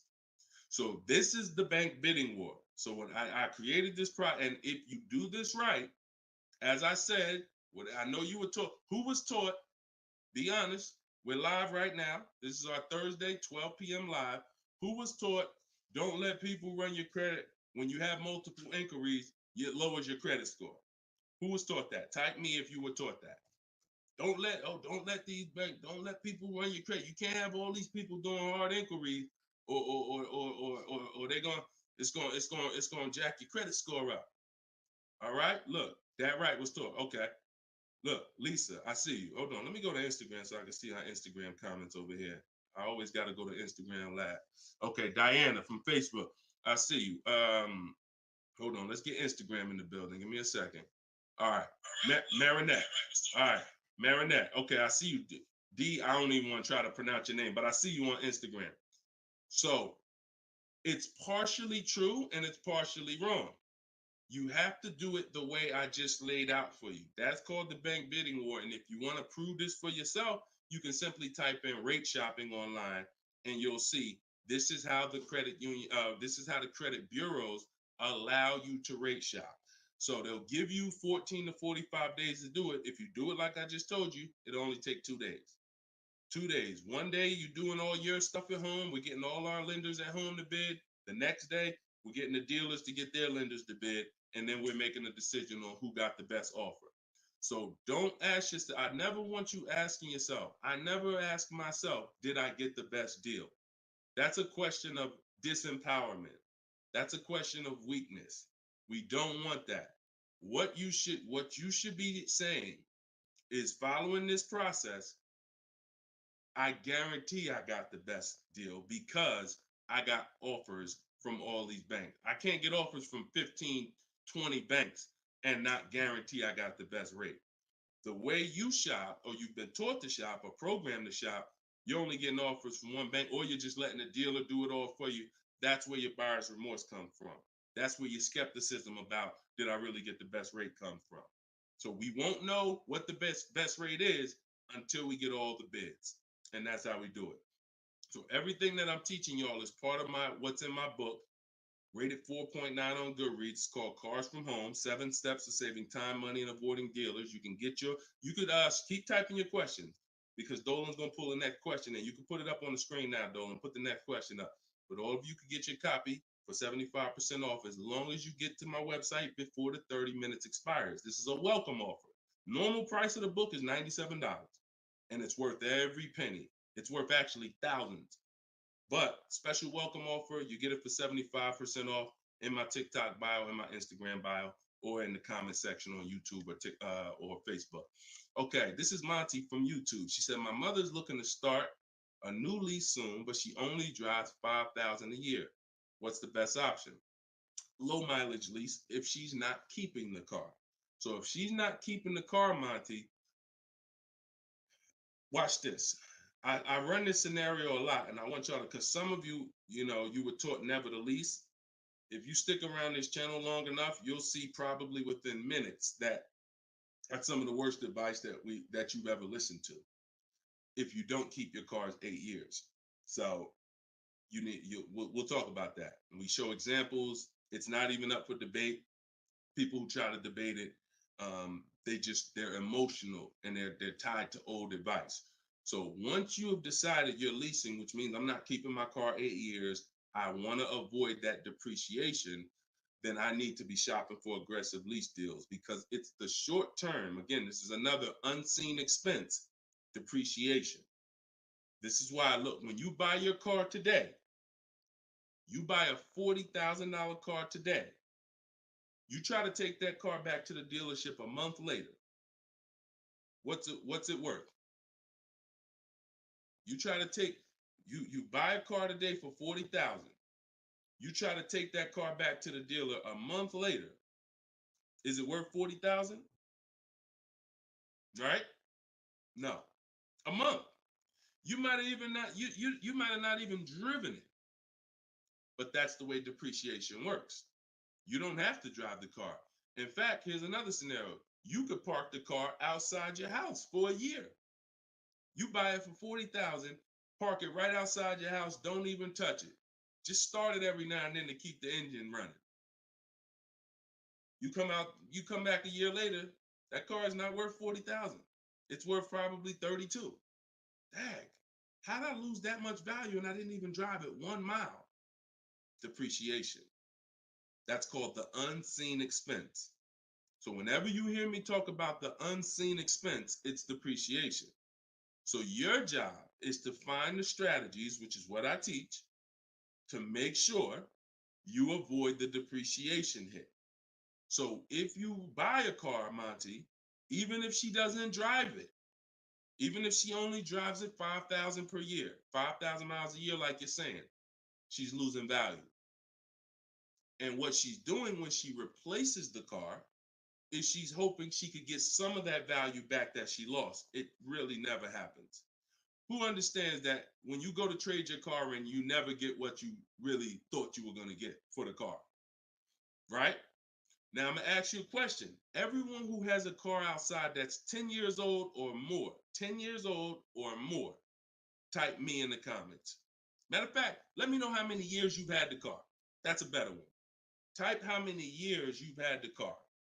And for those of you who just came to the show, this is our Thursday, 12 p.m. live show. We're actually live right now. This isn't a rebroadcast, although we do rebroadcast these shows throughout the day, all day, so that you can actually catch up, watch the replay. But this is our time. We're live Monday, Tuesday, Thursday, and Friday, 12 p.m. and 3 p.m. Make sure you're here. If you want to engage with us, make sure you're here. If you want to tell your friends, this is the time to be here. Okay, so we got people 11 years. Can Skin on Instagram, 11 years, 13 years. Jessica on YouTube, I see you. 6-year Jeep Wrangler. Well, I wanted to hear from people who are longer. 2018 Sakia. So, all right, 15 Tahoe. Okay, I'm talking about the people who've had a car 10 years or more. One thing about you that listen, are y'all worried about how much you're really going to get for that car? Are you overly worried about it? Most of you are going to say, no, not really. It's worth a couple thousand, but you've used most of the value. You understand that? Look, Big Meek said I got 08 4Runner on TikTok. So we understand when you have kept your car long term, I'm not concerned with resale value much, because my whole goal with having this car was to use up most of the value. So that's what you do if you're a buyer. If you're not going to get to this level, this is what I'm telling you, that you are now losing because the depreciation of your car is the highest in the first 5-6 years. So in order for you to win, you have to keep that car, what I call the 8-year rule, 8 years. That's when the depreciation starts to level out, where you're not losing value like this. And so regardless of how much you're driving, that's not the key. That's not the key. Monty's mom is driving 5,000 miles a year. Who's a high mileage driver driving more than 18,000 miles a year? Type HM. I want you to know, I want to cover all the bases for this question here. Oh, what doesn't matter whether you're a high mileage driver, low mileage driver, it has nothing to do with how much you drive, because that's not what's killing you. It's the depreciation based on the time you have owned the vehicle. And if you're not keeping that car 8 years, you should be shopping for aggressive leases. Now, before we go to the next question, I'm going to show y'all an example of why it is impossible. Yes, impossible. No way, shape, form, fashion. You can get a great deal if you purchase, but you should have leased. Okay? Let's use this scenario. Let's use Frina. Let's use Frina as an example. So Zafrina, she picks up, and you can see this date. She's recent. This is just, not too long ago. So Frina gets a $65,000 Jeep Grand Cherokee. She uses my system. You can see she uses the Cars from Home system, where she gets bids, multiple bids. We get at least 5. So don't look at this price and be like, oh, Deshone, that looks incredible. Yeah, that's because we get this through bidding. You get the best price. That's what we do here. So stick around, you'll understand if you're new to the show. But she's paying $579 a month for a $65,000 Jeep Grand Cherokee. Just so we can, let me level this out for y'all. If she pulls up to someone who decided to purchase because they didn't understand leasing, or they was taught never lease, so they're going to go in, they want that same truck as her. Let's just assume they got a ridiculous, how much is a great discount on this Jeep? I want to use your numbers. Type in the comments, what do you think is a great deal, a great discount? She go in just but don't be realistic though. Somebody walk in, she going and she looking at this $65,000 Jeep. Somebody's going to purchase it though. What would be, because I want to show y'all that even at the best discount that you could name, realistic though, you're still going to lose if you purchase compared to somebody who leased. Go ahead, throw some numbers out. What's a big discount? Okay, look. All right, I'm going to make up a number because it's like, okay, 600. No, not a payment. Not a payment. I'm talking about, okay, Aux the Pro said 20%. Now, we already know saving 20% off a new car is pretty much never going to happen, right? We can agree. That's usually never going to happen, 20% off the price. Let's see how much 20% is. So 10% would be $6,500. 20% would be $13,000. So let's say they knock $13,000, an impossible discount. Someday somehow we do something never been done before. They end up getting this car for $53,000. $53,000. Every $5,000 on a loan is how much per month, y'all? Some of you know, some of you seen my videos, some of you been on the show before. Every $5,000 on a loan is about how much per month? $100. Exactly. So let's do this math now.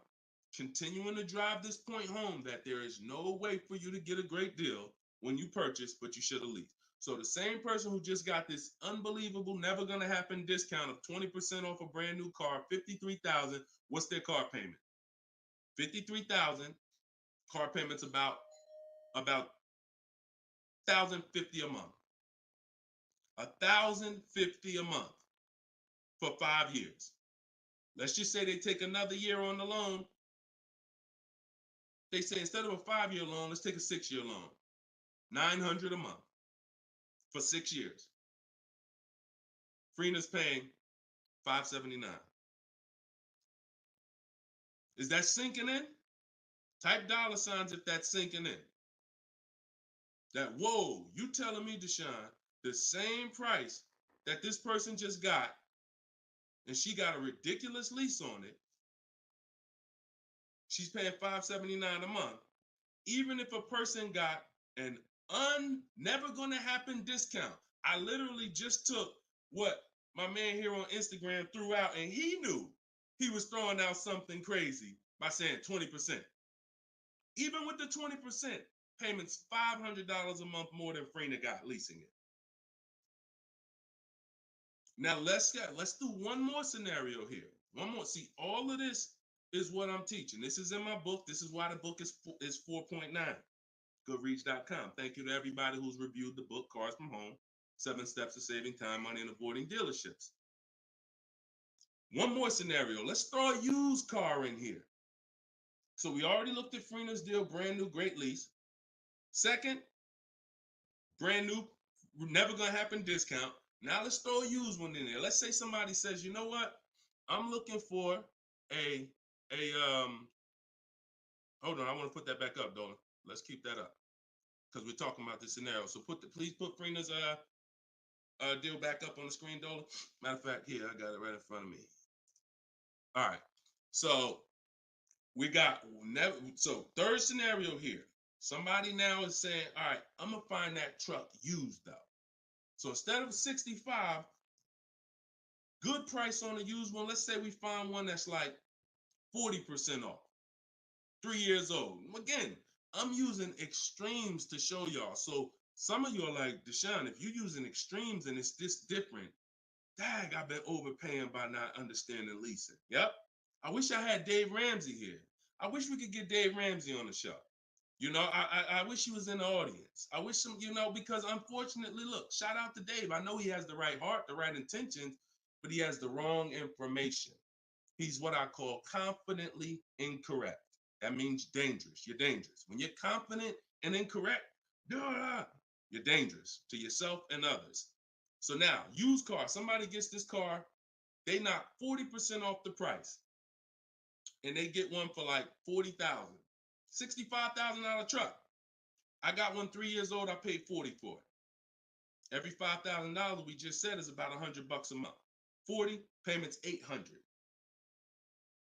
You take a 6-year loan, payments 725.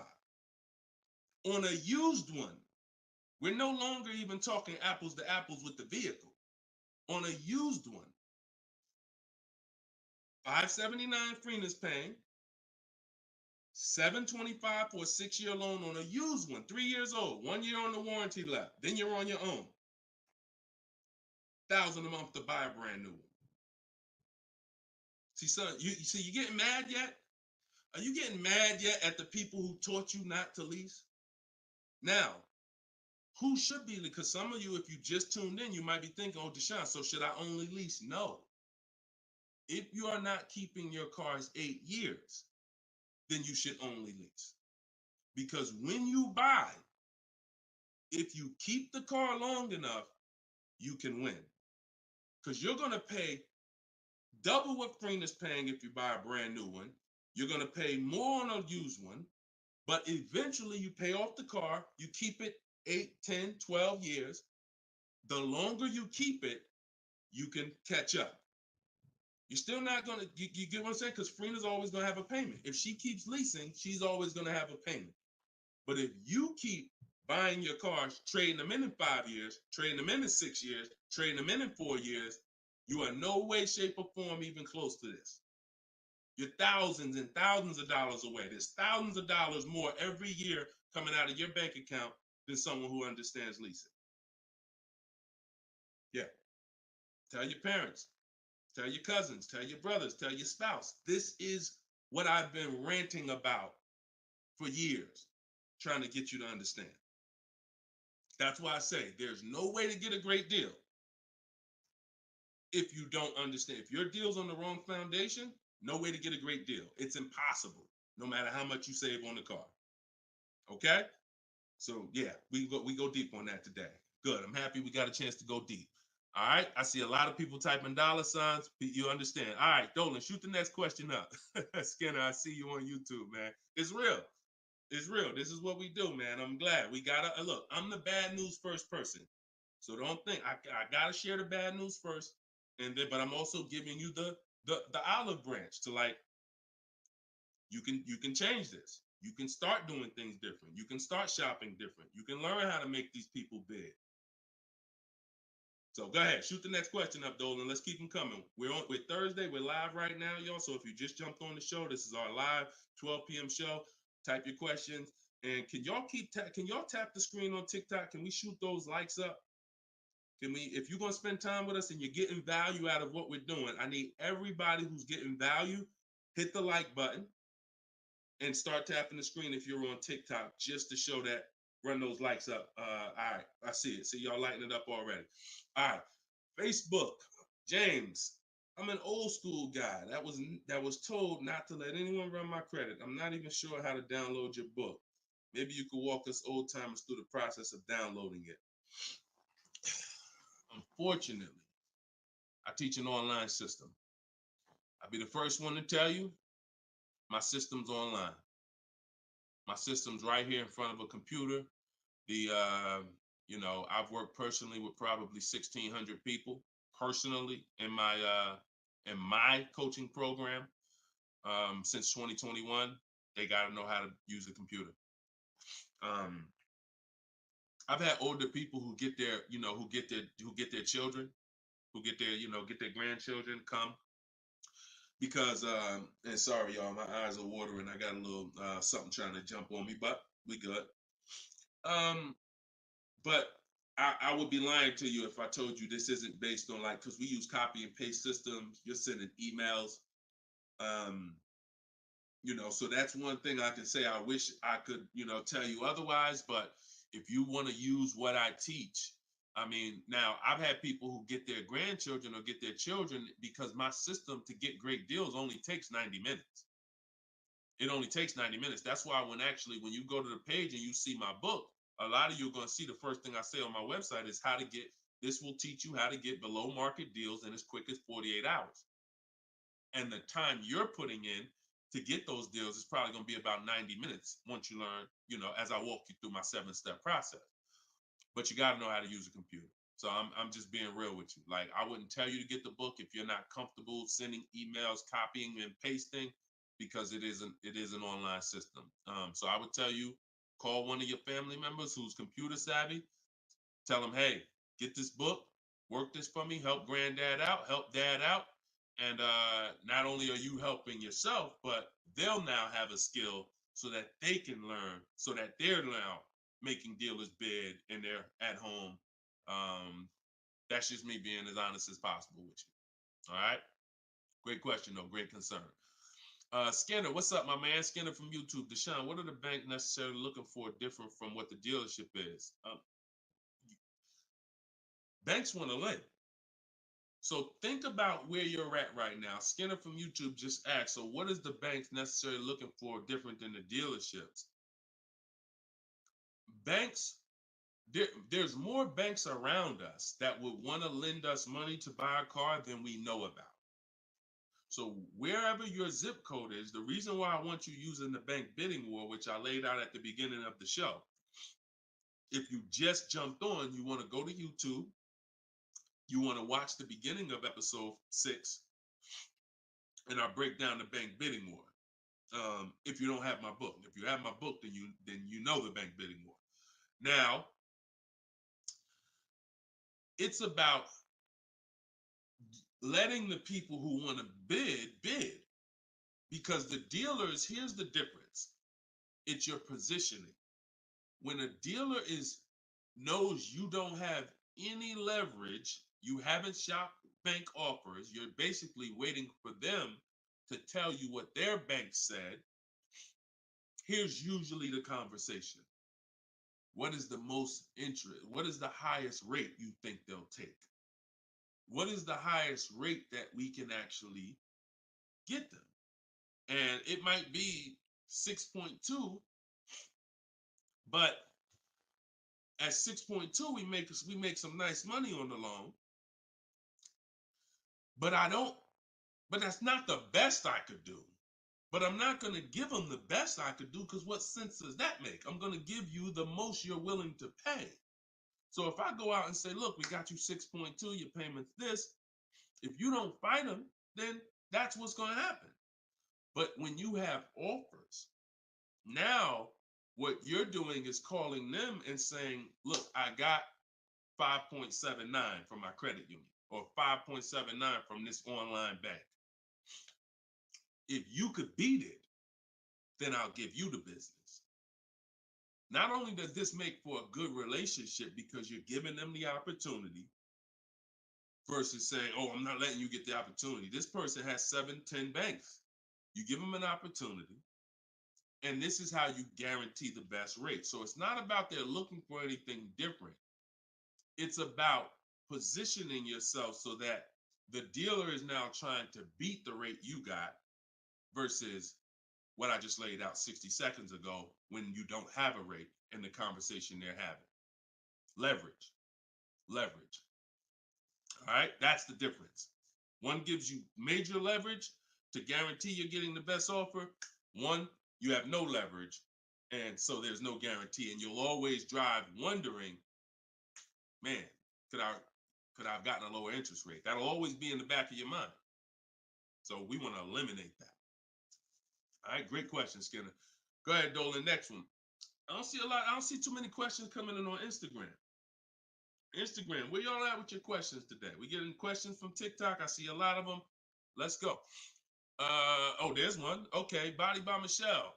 When buying a luxury car with cash, when should I let the salesperson know?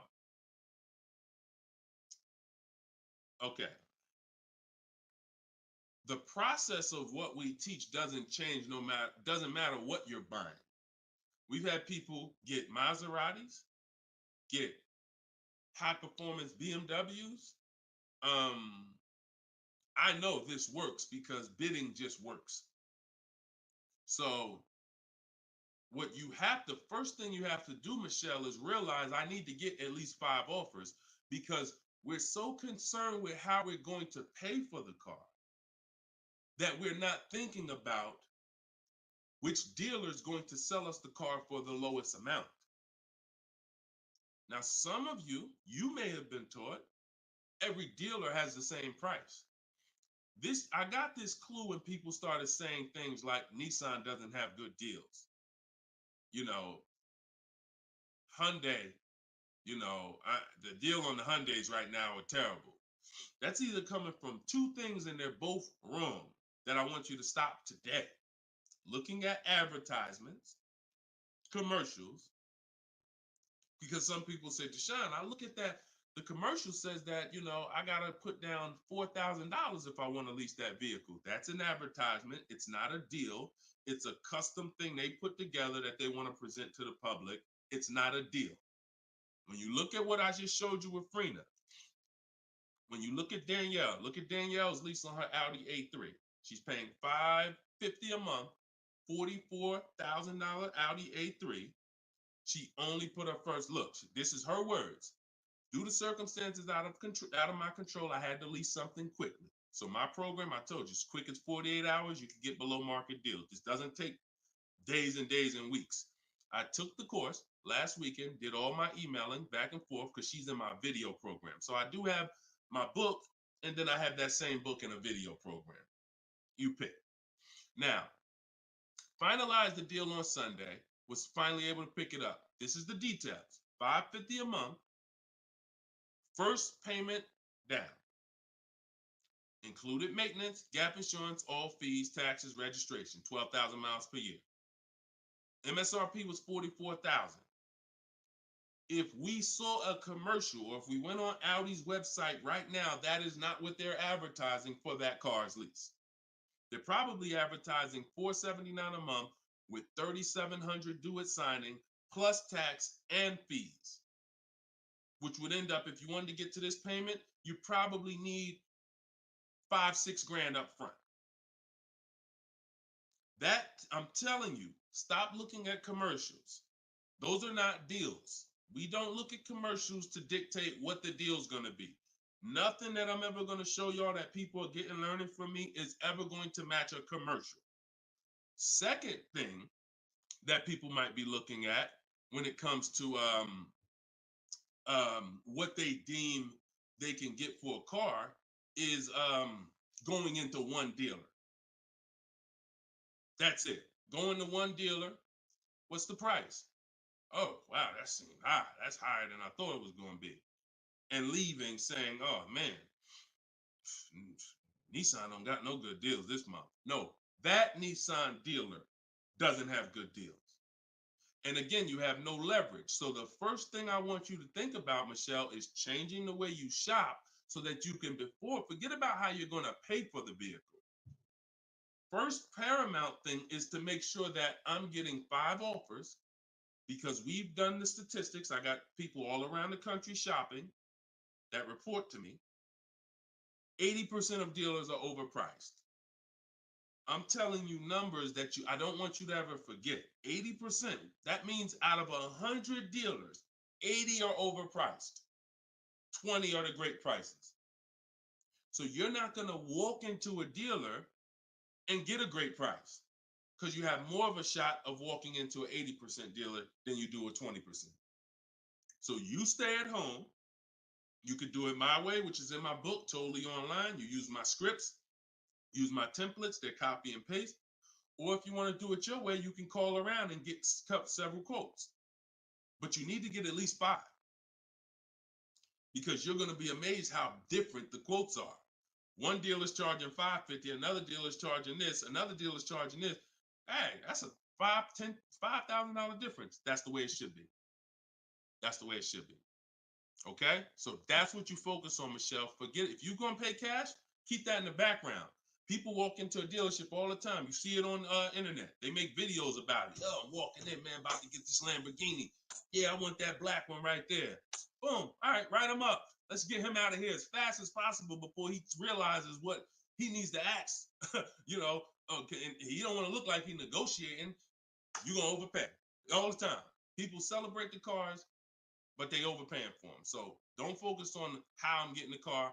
Focus on, let me get these offers so I can make sure I get the best price. Once I get the best price, here's the cash. Okay? Great question. Shoot the next one up, Dolan. We're live, y'all. This is our Thursday, 12 p.m. show. We'll be live for about an hour. So we're going to try to get through as many questions as possible, but I don't like to give short answers. And for those of you who like to shine, I want all the answers in one spot. That's in my new book. It's a digital book. It's called Cars from Home, 7 Steps to Saving Time, Money, and Avoiding Dealers. And you can get yours, have everything I teach in one spot.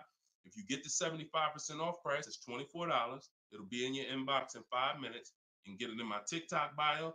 You can get it in my Instagram bio, or on Facebook, YouTube. We got a link in the comment section for you that you can get your copy at 75% off. But it's only for 30 minutes. Once the timer expires, it does go back up to the $97 price.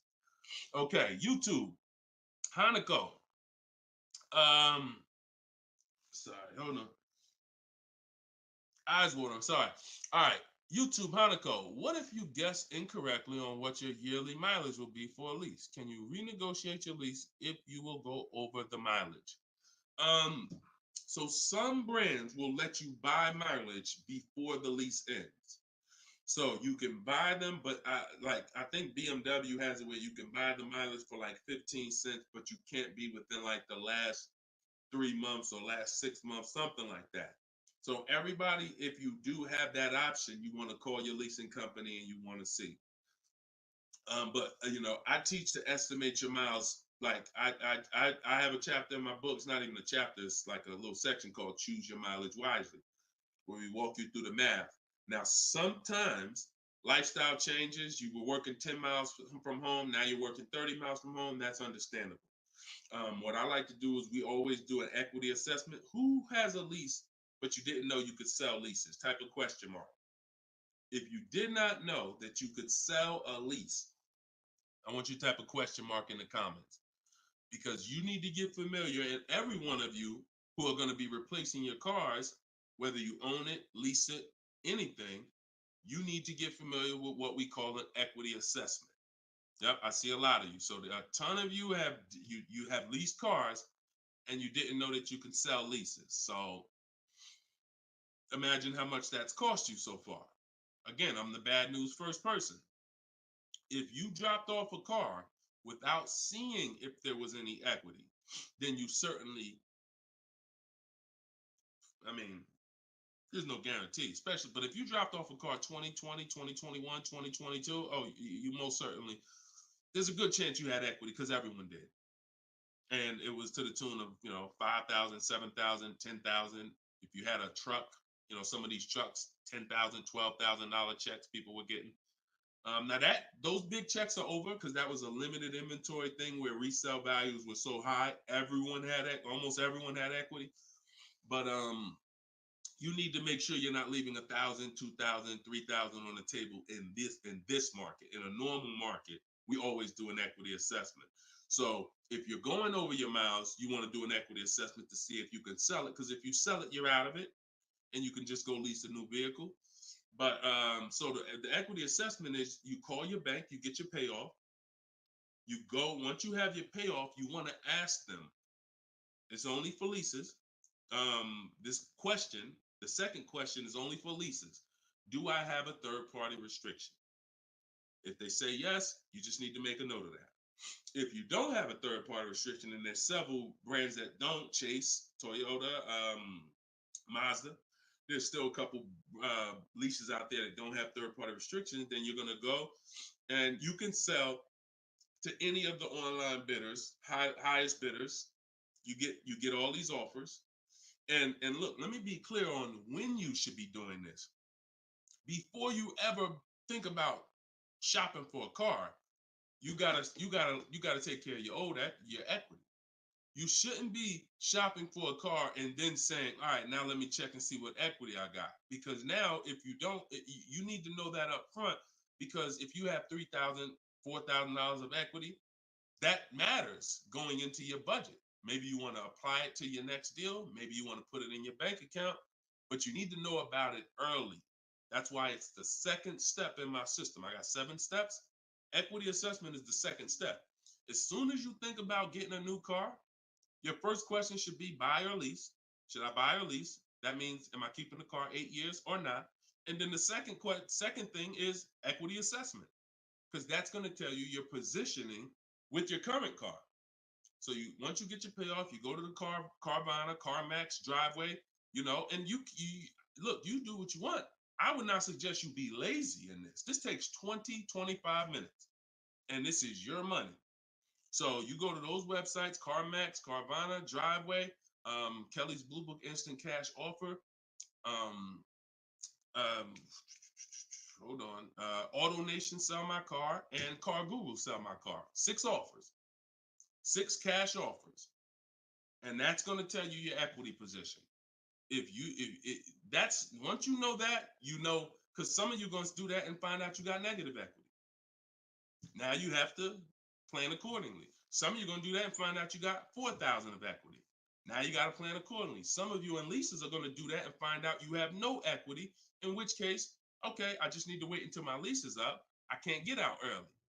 But so the equity assessment tells you how you can move to the next step. Okay? So that's what you focus on. That's what you focus on at this particular step. Okay? Go ahead, shoot the next question up, Dolan. All right, we're getting a lot more. I'm gonna try to go faster, but go ahead, shoot the next one up, Dolan. This one's Instagram. That's my man that I said I didn't want to butcher your name. Might even be a woman, so I'm not even gonna try to pronounce the name. But my lease is up in 6 months. I would like to lease again. Is my current lease gonna hurt me when trading it in? Equity assessment. I'm glad you asked that. Equity assessment. That's the game. That's the game. See, those are the questions that gets answered with the equity assessment. Is my lease going to hurt me or help me? Do the equity assessment, and you'll know. Now, if you have a third-party restriction, then we can't sell direct to these online buyers. We have to sell to a local car dealer of the same brand. So I have a script in my book where I walk you through talking to used car managers so that you can actually sell your car locally to them. You're selling a 2 or 3 year old car, usually good mileage for most. We need to sell that car to a local used car dealer, but we are still getting bids. We're not walking in. This is what a lot of people did. You may have did it. Man, I got a third party restriction. I'm gonna just walk into the dealer. hey, yeah, look, I know I got equity. You don't realize how you're making it hard for someone to even help you because you don't know how much equity you got, and now you're coming in and you're not really saying what you know. When you're at home and you're talking to managers, you're talking to people and getting offers for that car, you can speak intelligently. And we only talk to used car managers in those cases. But that's only if you have a third party restriction, because some people, another thing they were doing is buying their cars and then turning around and reselling them.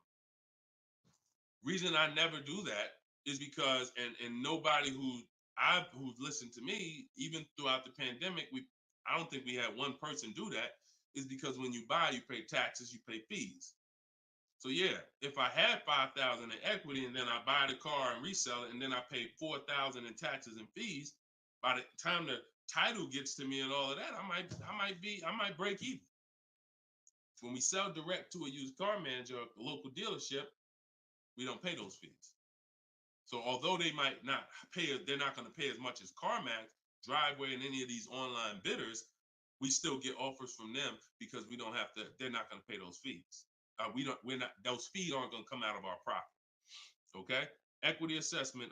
Again, D. I'm gonna just call you D. Go ahead. Next question, Dolan. Exactly. Exactly. Auto advisor. Equity assessment. How'd you come up with the auto advisor?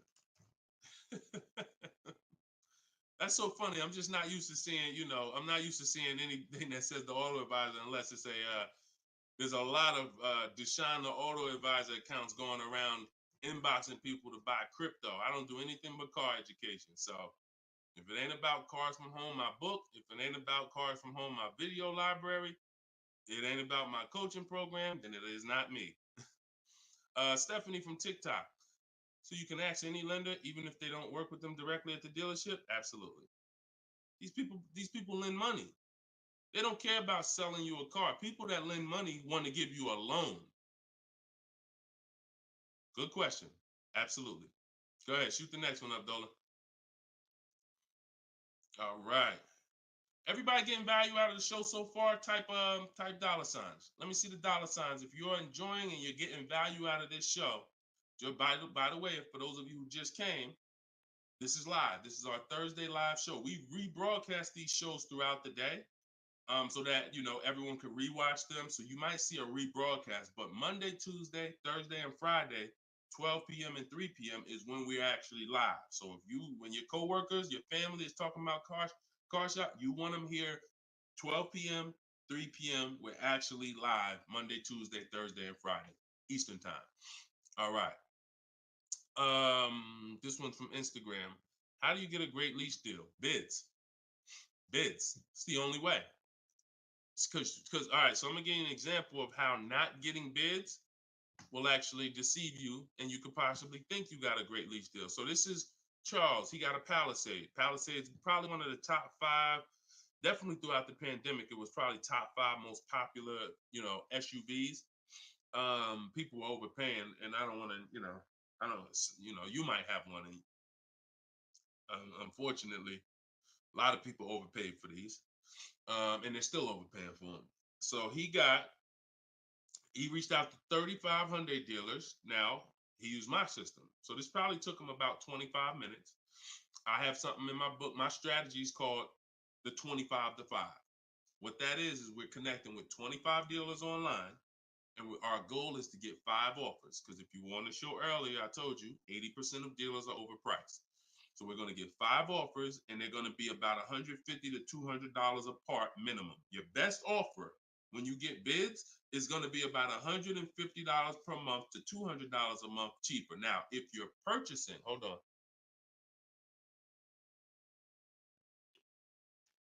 All right. Now, if you're purchasing, you're going to see, for those of you who are buying new cars, because we have several people that do that, you're going to see that there's about a $5,000 difference minimum between your best offer and your worst offer. So let's say I was buying this Palisade. When I get my bids, my best offer to my worst offer is going to be close to $5,000 difference. That's when you know you're doing it right. because we get below market car deals. Some people get market value car deals. Some people pay above market value car deals. Depends on the skills they have. So he got bids. He did this, used my system. Took him probably 30 minutes to reach out to 35 dealers, maybe 25 minutes. And he got 10 quotes. Offers range from 1.23 to 1.66. Now, that's what that's what I'm telling you. The 1.26 lease that he ended up getting a 1.23 because we always send a counter offer. I have a calculator in my book where you put it in. We must send a calculator. We must send a calculator. We must send a counter offer. So he ended up closing the deal at 1.23, all online. Never spoke to the dealer until he was ready to lock up the deal. But see the difference, 1.23 to 1.66. That means he's looking at offers. His best offer was $597 on a $48,000 Hyundai Palisade. His worst offer at 1.66, that same 1.66 divided into 48,500. Hold on. 1.66 times 48,500 would be about 700, 900, call it $800. So he's getting offers. That's when you know you've done it right. So to answer your question, Tobo, how do you get great lease deals? Bids. It's the only way. It's the only way. So his best offer is $597. The worst offer he saw out of all of them, he got 10 of them, was $800. Same vehicle. 80% of dealers are overpriced. Okay? Must get bids if you want to get deals like this. Only way. All right? Shoot the next one up. Now, look, hold on real quick. I want to say one more quick thing. Until you get bids and you have enough bids, you might think you got the best deal, but you just don't know what the best deal is. See, you're going off your gut. If you're going off your gut, look at Kimberly. Kimberly saved $20,000 on her Maserati. It's a $91,000 vehicle. She posted, the one she ended up getting was 91 because a dealer near her ended up beating this offer she had, but it was an $86,961 Maserati. They offered it to her for $66,261. So they're taking 20 grand off. But she had offers that were 10 grand off. She had offers that was 12 grand and 8 grand. And if she would have tried to assume, well, damn, 8,000, that feels good. I mean, shoot, brand new Maserati, taking 8,000 off. That gotta be a deal. See how much money she would have left on the table? See how much money she would have left on the table? So we cannot assume. We get multiple offers. We look at the lowest one. That's how we guarantee. All right? Go ahead. Shoot the next one up, Dolan. Great questions today. Great questions. Let's go. All right. We emo on YouTube. I test drove I'm test driving an MDX soon. Okay. I test drove an MDX as soon as we finished. They tried to get me to run my credit. I told them I'm shopping dealerships, didn't like it, so the manager came in the office and tried it. No again. 100%. You look, y'all. If you don't have a plan, you're under someone else's plan. You follow me? I'm gonna say that again. If you got a light bulb emoji, type a light bulb emoji, type a gym emoji. Remember this. If anytime you don't have a plan, you will be subject to someone who has a plan. And there's nobody that has a plan like car salespeople. We know what we're doing. We are not trained in much. We're not trained in finance like we should be. We're not trained in buying versus leasing like we should be. We're not trained in resale values like we should be. We're not trained in insurance products like we should be. There's more insurances to consider with a car than there is a house. Kid you not. Extended warranty, that's an insurance policy. You might use it, you might not. Tire and wheel, that's an insurance policy. Gap insurance. You have auto insurance. There's multiple insurances that you need to consider in this business, when you're buying a car, when you're leasing a car. We're not trained in none of that like we should be. But what we are trained in is how to make sure we have enough information to sell you what we want to sell you. And so if you don't have, and the people with the least integrity, they are certainly going to try to pin you down with the credit check. Can't give you a credit. I can't give you a quote without your credit. Come in. I need you to be here. When can you come? First question they ask, you all right? Who's getting phone calls from dealers right now? Raise your hand and type me if you're getting phone calls from dealers right now for any reason. Bring your car in early. Hey, your lease is almost up. Hey, I saw that we can get you in a new car. We can keep your payment the same. Look, nobody's business. If you're getting phone calls from dealers right now, type me in the comment. Look, Skinner said they're blowing me up. So understand the reason why they're doing that is because they want to pin you down. It's just come on in. When can you come in? When I can come in, I get you to talk. Numbers in here, it means you're pinned down. You cannot do this. You're losing all your leverage. So that's why I'm telling you, you're going to shop with a plan if you're following what I'm telling you, if you're following what I teach. Some of you have my book already. Shout out to those who have my book. We're rated 4.9 on Goodreads.com. Appreciate everybody who's reviewed the book. You can get yours for 75% off. It's normally $97, but in my TikTok bio, 30 minutes only, you can get it for 75% off. Instagram bio is $24 if you get the deal in the comment section. But you must have a plan because they have a plan and you don't know who you're dealing with. So that's all I can tell you. But I'm glad you stuck to the guns. Even under the pressure, you didn't let them run your credit. You stuck to the guns. Way to go. All right, go ahead, Dolan. This one's from TikTok. Better to buy used or new? Planning to keep longer than 8 years. Thank you for all that information. Letting me know you understand the 8-year rule. I appreciate you. That's a matter of, okay, so if I'm buying to keep more than 8 years, right?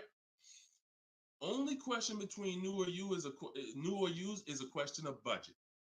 Can you get everything you want and need in a new car for your budget? Once you get all your bids, can you get all those bids? Is the best bid that's going to win your business on a new car in your budget comfortably, then get a new car. But now some of you can't afford a new car that covers all your needs. Needs are the most important thing you need to think about. You need to know the difference between wants and needs. Needs is, I got 3 children, I need a third row. Need is, I drive on the highway a lot, I need a car that has good acceleration. That's needs. Needs are things where if you don't get them, you're not going to like the car, you're going to trade it in because it's not doing the basic things you need it to do. That's needs. Wants is, I like to have the sunroof. I don't need it though.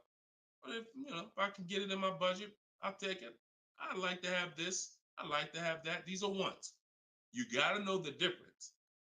Unless your budget can buy everything. But if you can't get everything you want and need in a new car for your budget, then we go used. But if you get everything you want, there's plenty of people who are like, you know what, Deshone, I am a long-term person. I'm keeping more than 8 years. I could afford both. I only get a car every, only once a decade. I want to get a new one. That's fine. And some of you are like, you know what? I really want to go with even more value. So I'm gonna look to get a pre-owned one, not 30% off the price, 20% off the price, 40% off the price. That's fine too. There's no right or wrong there. Just go through it and pick the one that works for you. Great question. Okay. And now I haven't told you, while you putting the next question up, Dolan, my process for shopping for new cars and leases is totally different than the process we teach on shopping for used cars. It's entirely different. One is called the 25 to 5, where we're reaching out to 25 dealers online, connecting with them, looking to get 5 offers. The other one is the multiple marketplace strategy, where we're on all the online marketplaces where used cars are, and we're narrowing down. We're looking at the used car market, the low prices. We're turning on alerts on our phone so we get notified whenever there's a new car that pops up. Totally different process. Both are online. But with a used car, we cannot do 100% of our transaction online. Sometimes with new cars, we've had people who never left their house. They just went to test drive the car and everything was done online and the dealer delivered the car to them. That's fine because it's a new car. No one drove it. With a used car, we must test drive. So we can only do about 90% of our process with used cars online. 10% has to be in the dealer. Okay. Miss Dollface on Instagram. When is the best time of the month to purchase a car? There is no best time. And I'm gonna tell you why. I know you pile. What's the time that you've been taught? I want to hear from you. Like, go to your keyboard right now. What is the time that you've been taught is best during the month to buy a car? And we got a bunch of people on here, a bunch of different people. Tell me the time that you've been taught is the best time to buy. And then I'm going to tell you why that's not the best time. Right? And I know what everybody's going to say. We all going to say the same thing because we were all taught. Well, now I can't say we because I was in the business. Exactly, HBD, end of the month. Cherie said November. Tothy on Instagram, end of the month. Look, Skinner, around the holidays. So your answer, Skinner, was about the same as Sharice, November, coming into the holidays. Now, I want you to picture any other business because what I'm trying to get you to see is that you are taught, programmed to shop for cars different than you shop for everything else in life. Everything else in life, because if you had a business where every single time at the end of the month, just dozens and dozens of people just came into your store because that's what the marketing did. Are you more, and let's really use some real terms here. Are you more desperate to sell something when the store is packed? Or are you more desperate to sell something when the store is empty? See, I want to tell you a story. If I could get you to continue to keep these stories in mind, it'll answer your questions. Now, obviously, everything's in my book. Some of you have my book and you understand all of this is laid out for you. But even as you're listening, I want you to grasp concepts that you're going to see. Are you more desperate to sell something when the place is exactly, Toothy, when the place is empty? Place is empty. If I got a store and I haven't opened up that register all day long, it's daggone 5 p.m. I haven't seen one customer. I'm desperate. But if the store is packed, man, I ain't thinking, what are we giving deals for? You know what I'm saying? What are we giving deals for? The place is packed. We're not desperate. So the marketing is great. The marketing makes you think, oh, end of the month, we're getting the best deals here. There's clowns up here. They got daggone balloons. They got the guy outside with the arms blowing. They got signs everywhere. This is what the place is a carnival. Why do we need to give away these cars? No. You don't want to be sitting next to somebody and Jim drives off with a car and Jim, like, all right, man, have a good one, man. Yeah, you here too, man? We was here the same time. Great. Yeah, man, I'm going. And you sitting there and you going to say no to a deal. Salesman looking at you like, hey, look, do you want it or not? Because, we're real busy. It's people waiting in line. Do you let me know? So it's the pressure. It's the like. So I say that to say what you've been taught, the holidays, the end of the year, sounds good. But you're much more likely to get a deal when there's no one in the showroom. The 10th of the month, the 2nd of the month, place is dead. And I like to make sure you're positioned. So what I teach is something you need to have 2 dates in mind. 2 dates. Every time you're shopping for a car, I teach you need to know these 2 dates. The as soon as date and the no later than date. The as soon as date is the soonest you can buy a car. Soonest you can buy a car, as soon as date. You're not in the market until your as soon as date is today. Step 5 in my process, my 7-step process is in the market, getting offers. I can buy something today. That's my as soon as date. My no later than date is my deadline. Now you have to know these 2 because the time in between is your leverage. So let's just say my as soon as date is today. I can start looking at offers. But my no later than date, I got 2 months. 2 months. I need to have a car by this time, 2 months from now. That's my deadline. I got all that time in between to say no. I got all that time in between that when I'm contacting dealers, when I'm looking at inventory, I can look at trends. I can see are the prices dropping. I can have alerts on my phone, getting access to the new inventory. This is our process. So some of you are like, Deshone, I need a car in a week. Well, you still have a as soon as date and a no later than date. 3 days, soon as date, no later than, doesn't matter.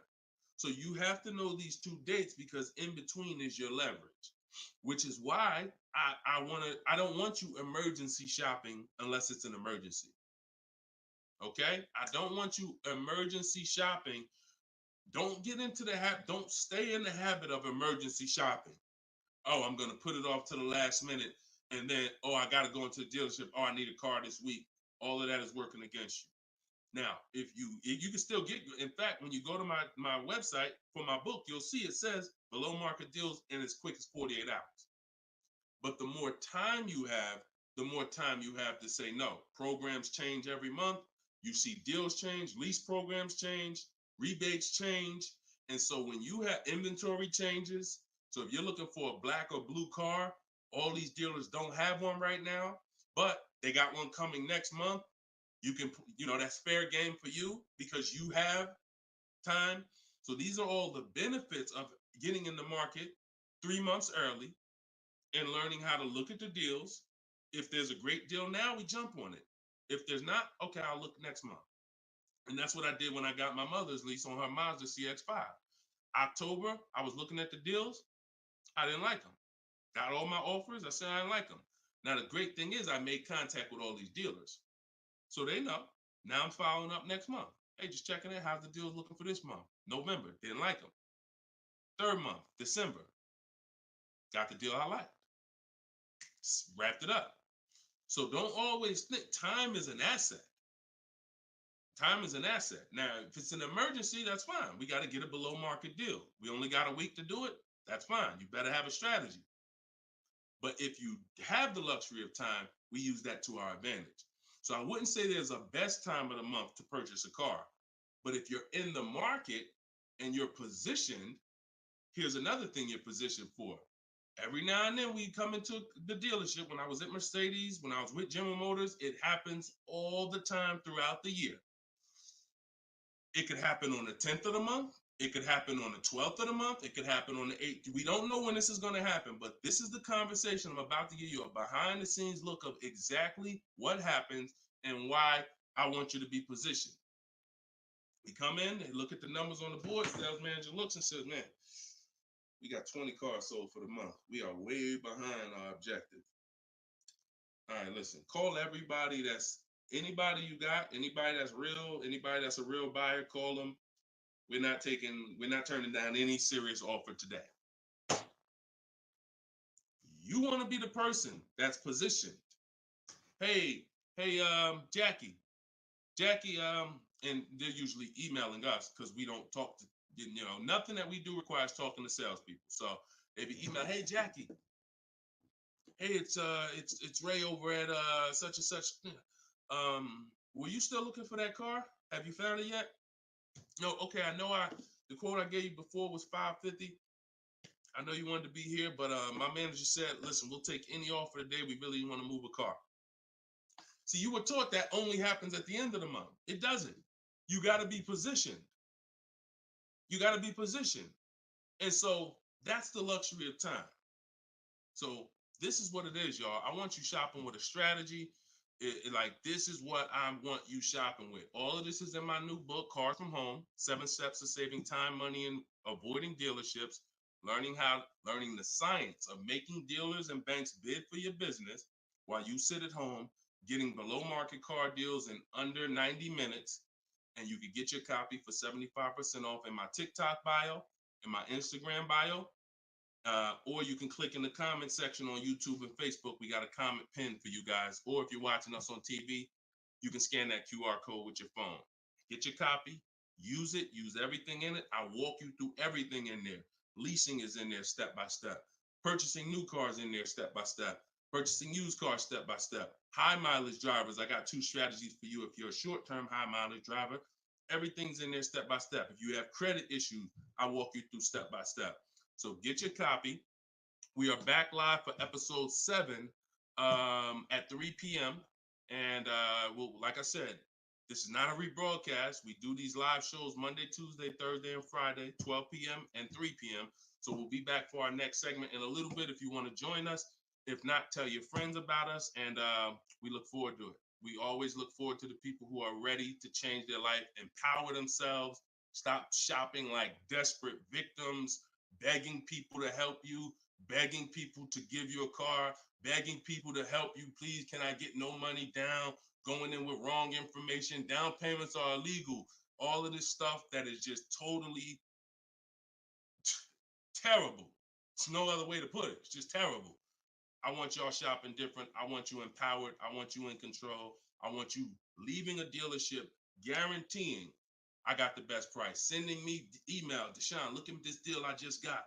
I got all these offers. Look at this used car I just got. I got 40% off the brand new price. That's what I want you emailing me. Empowered, and that's what we're going to get to.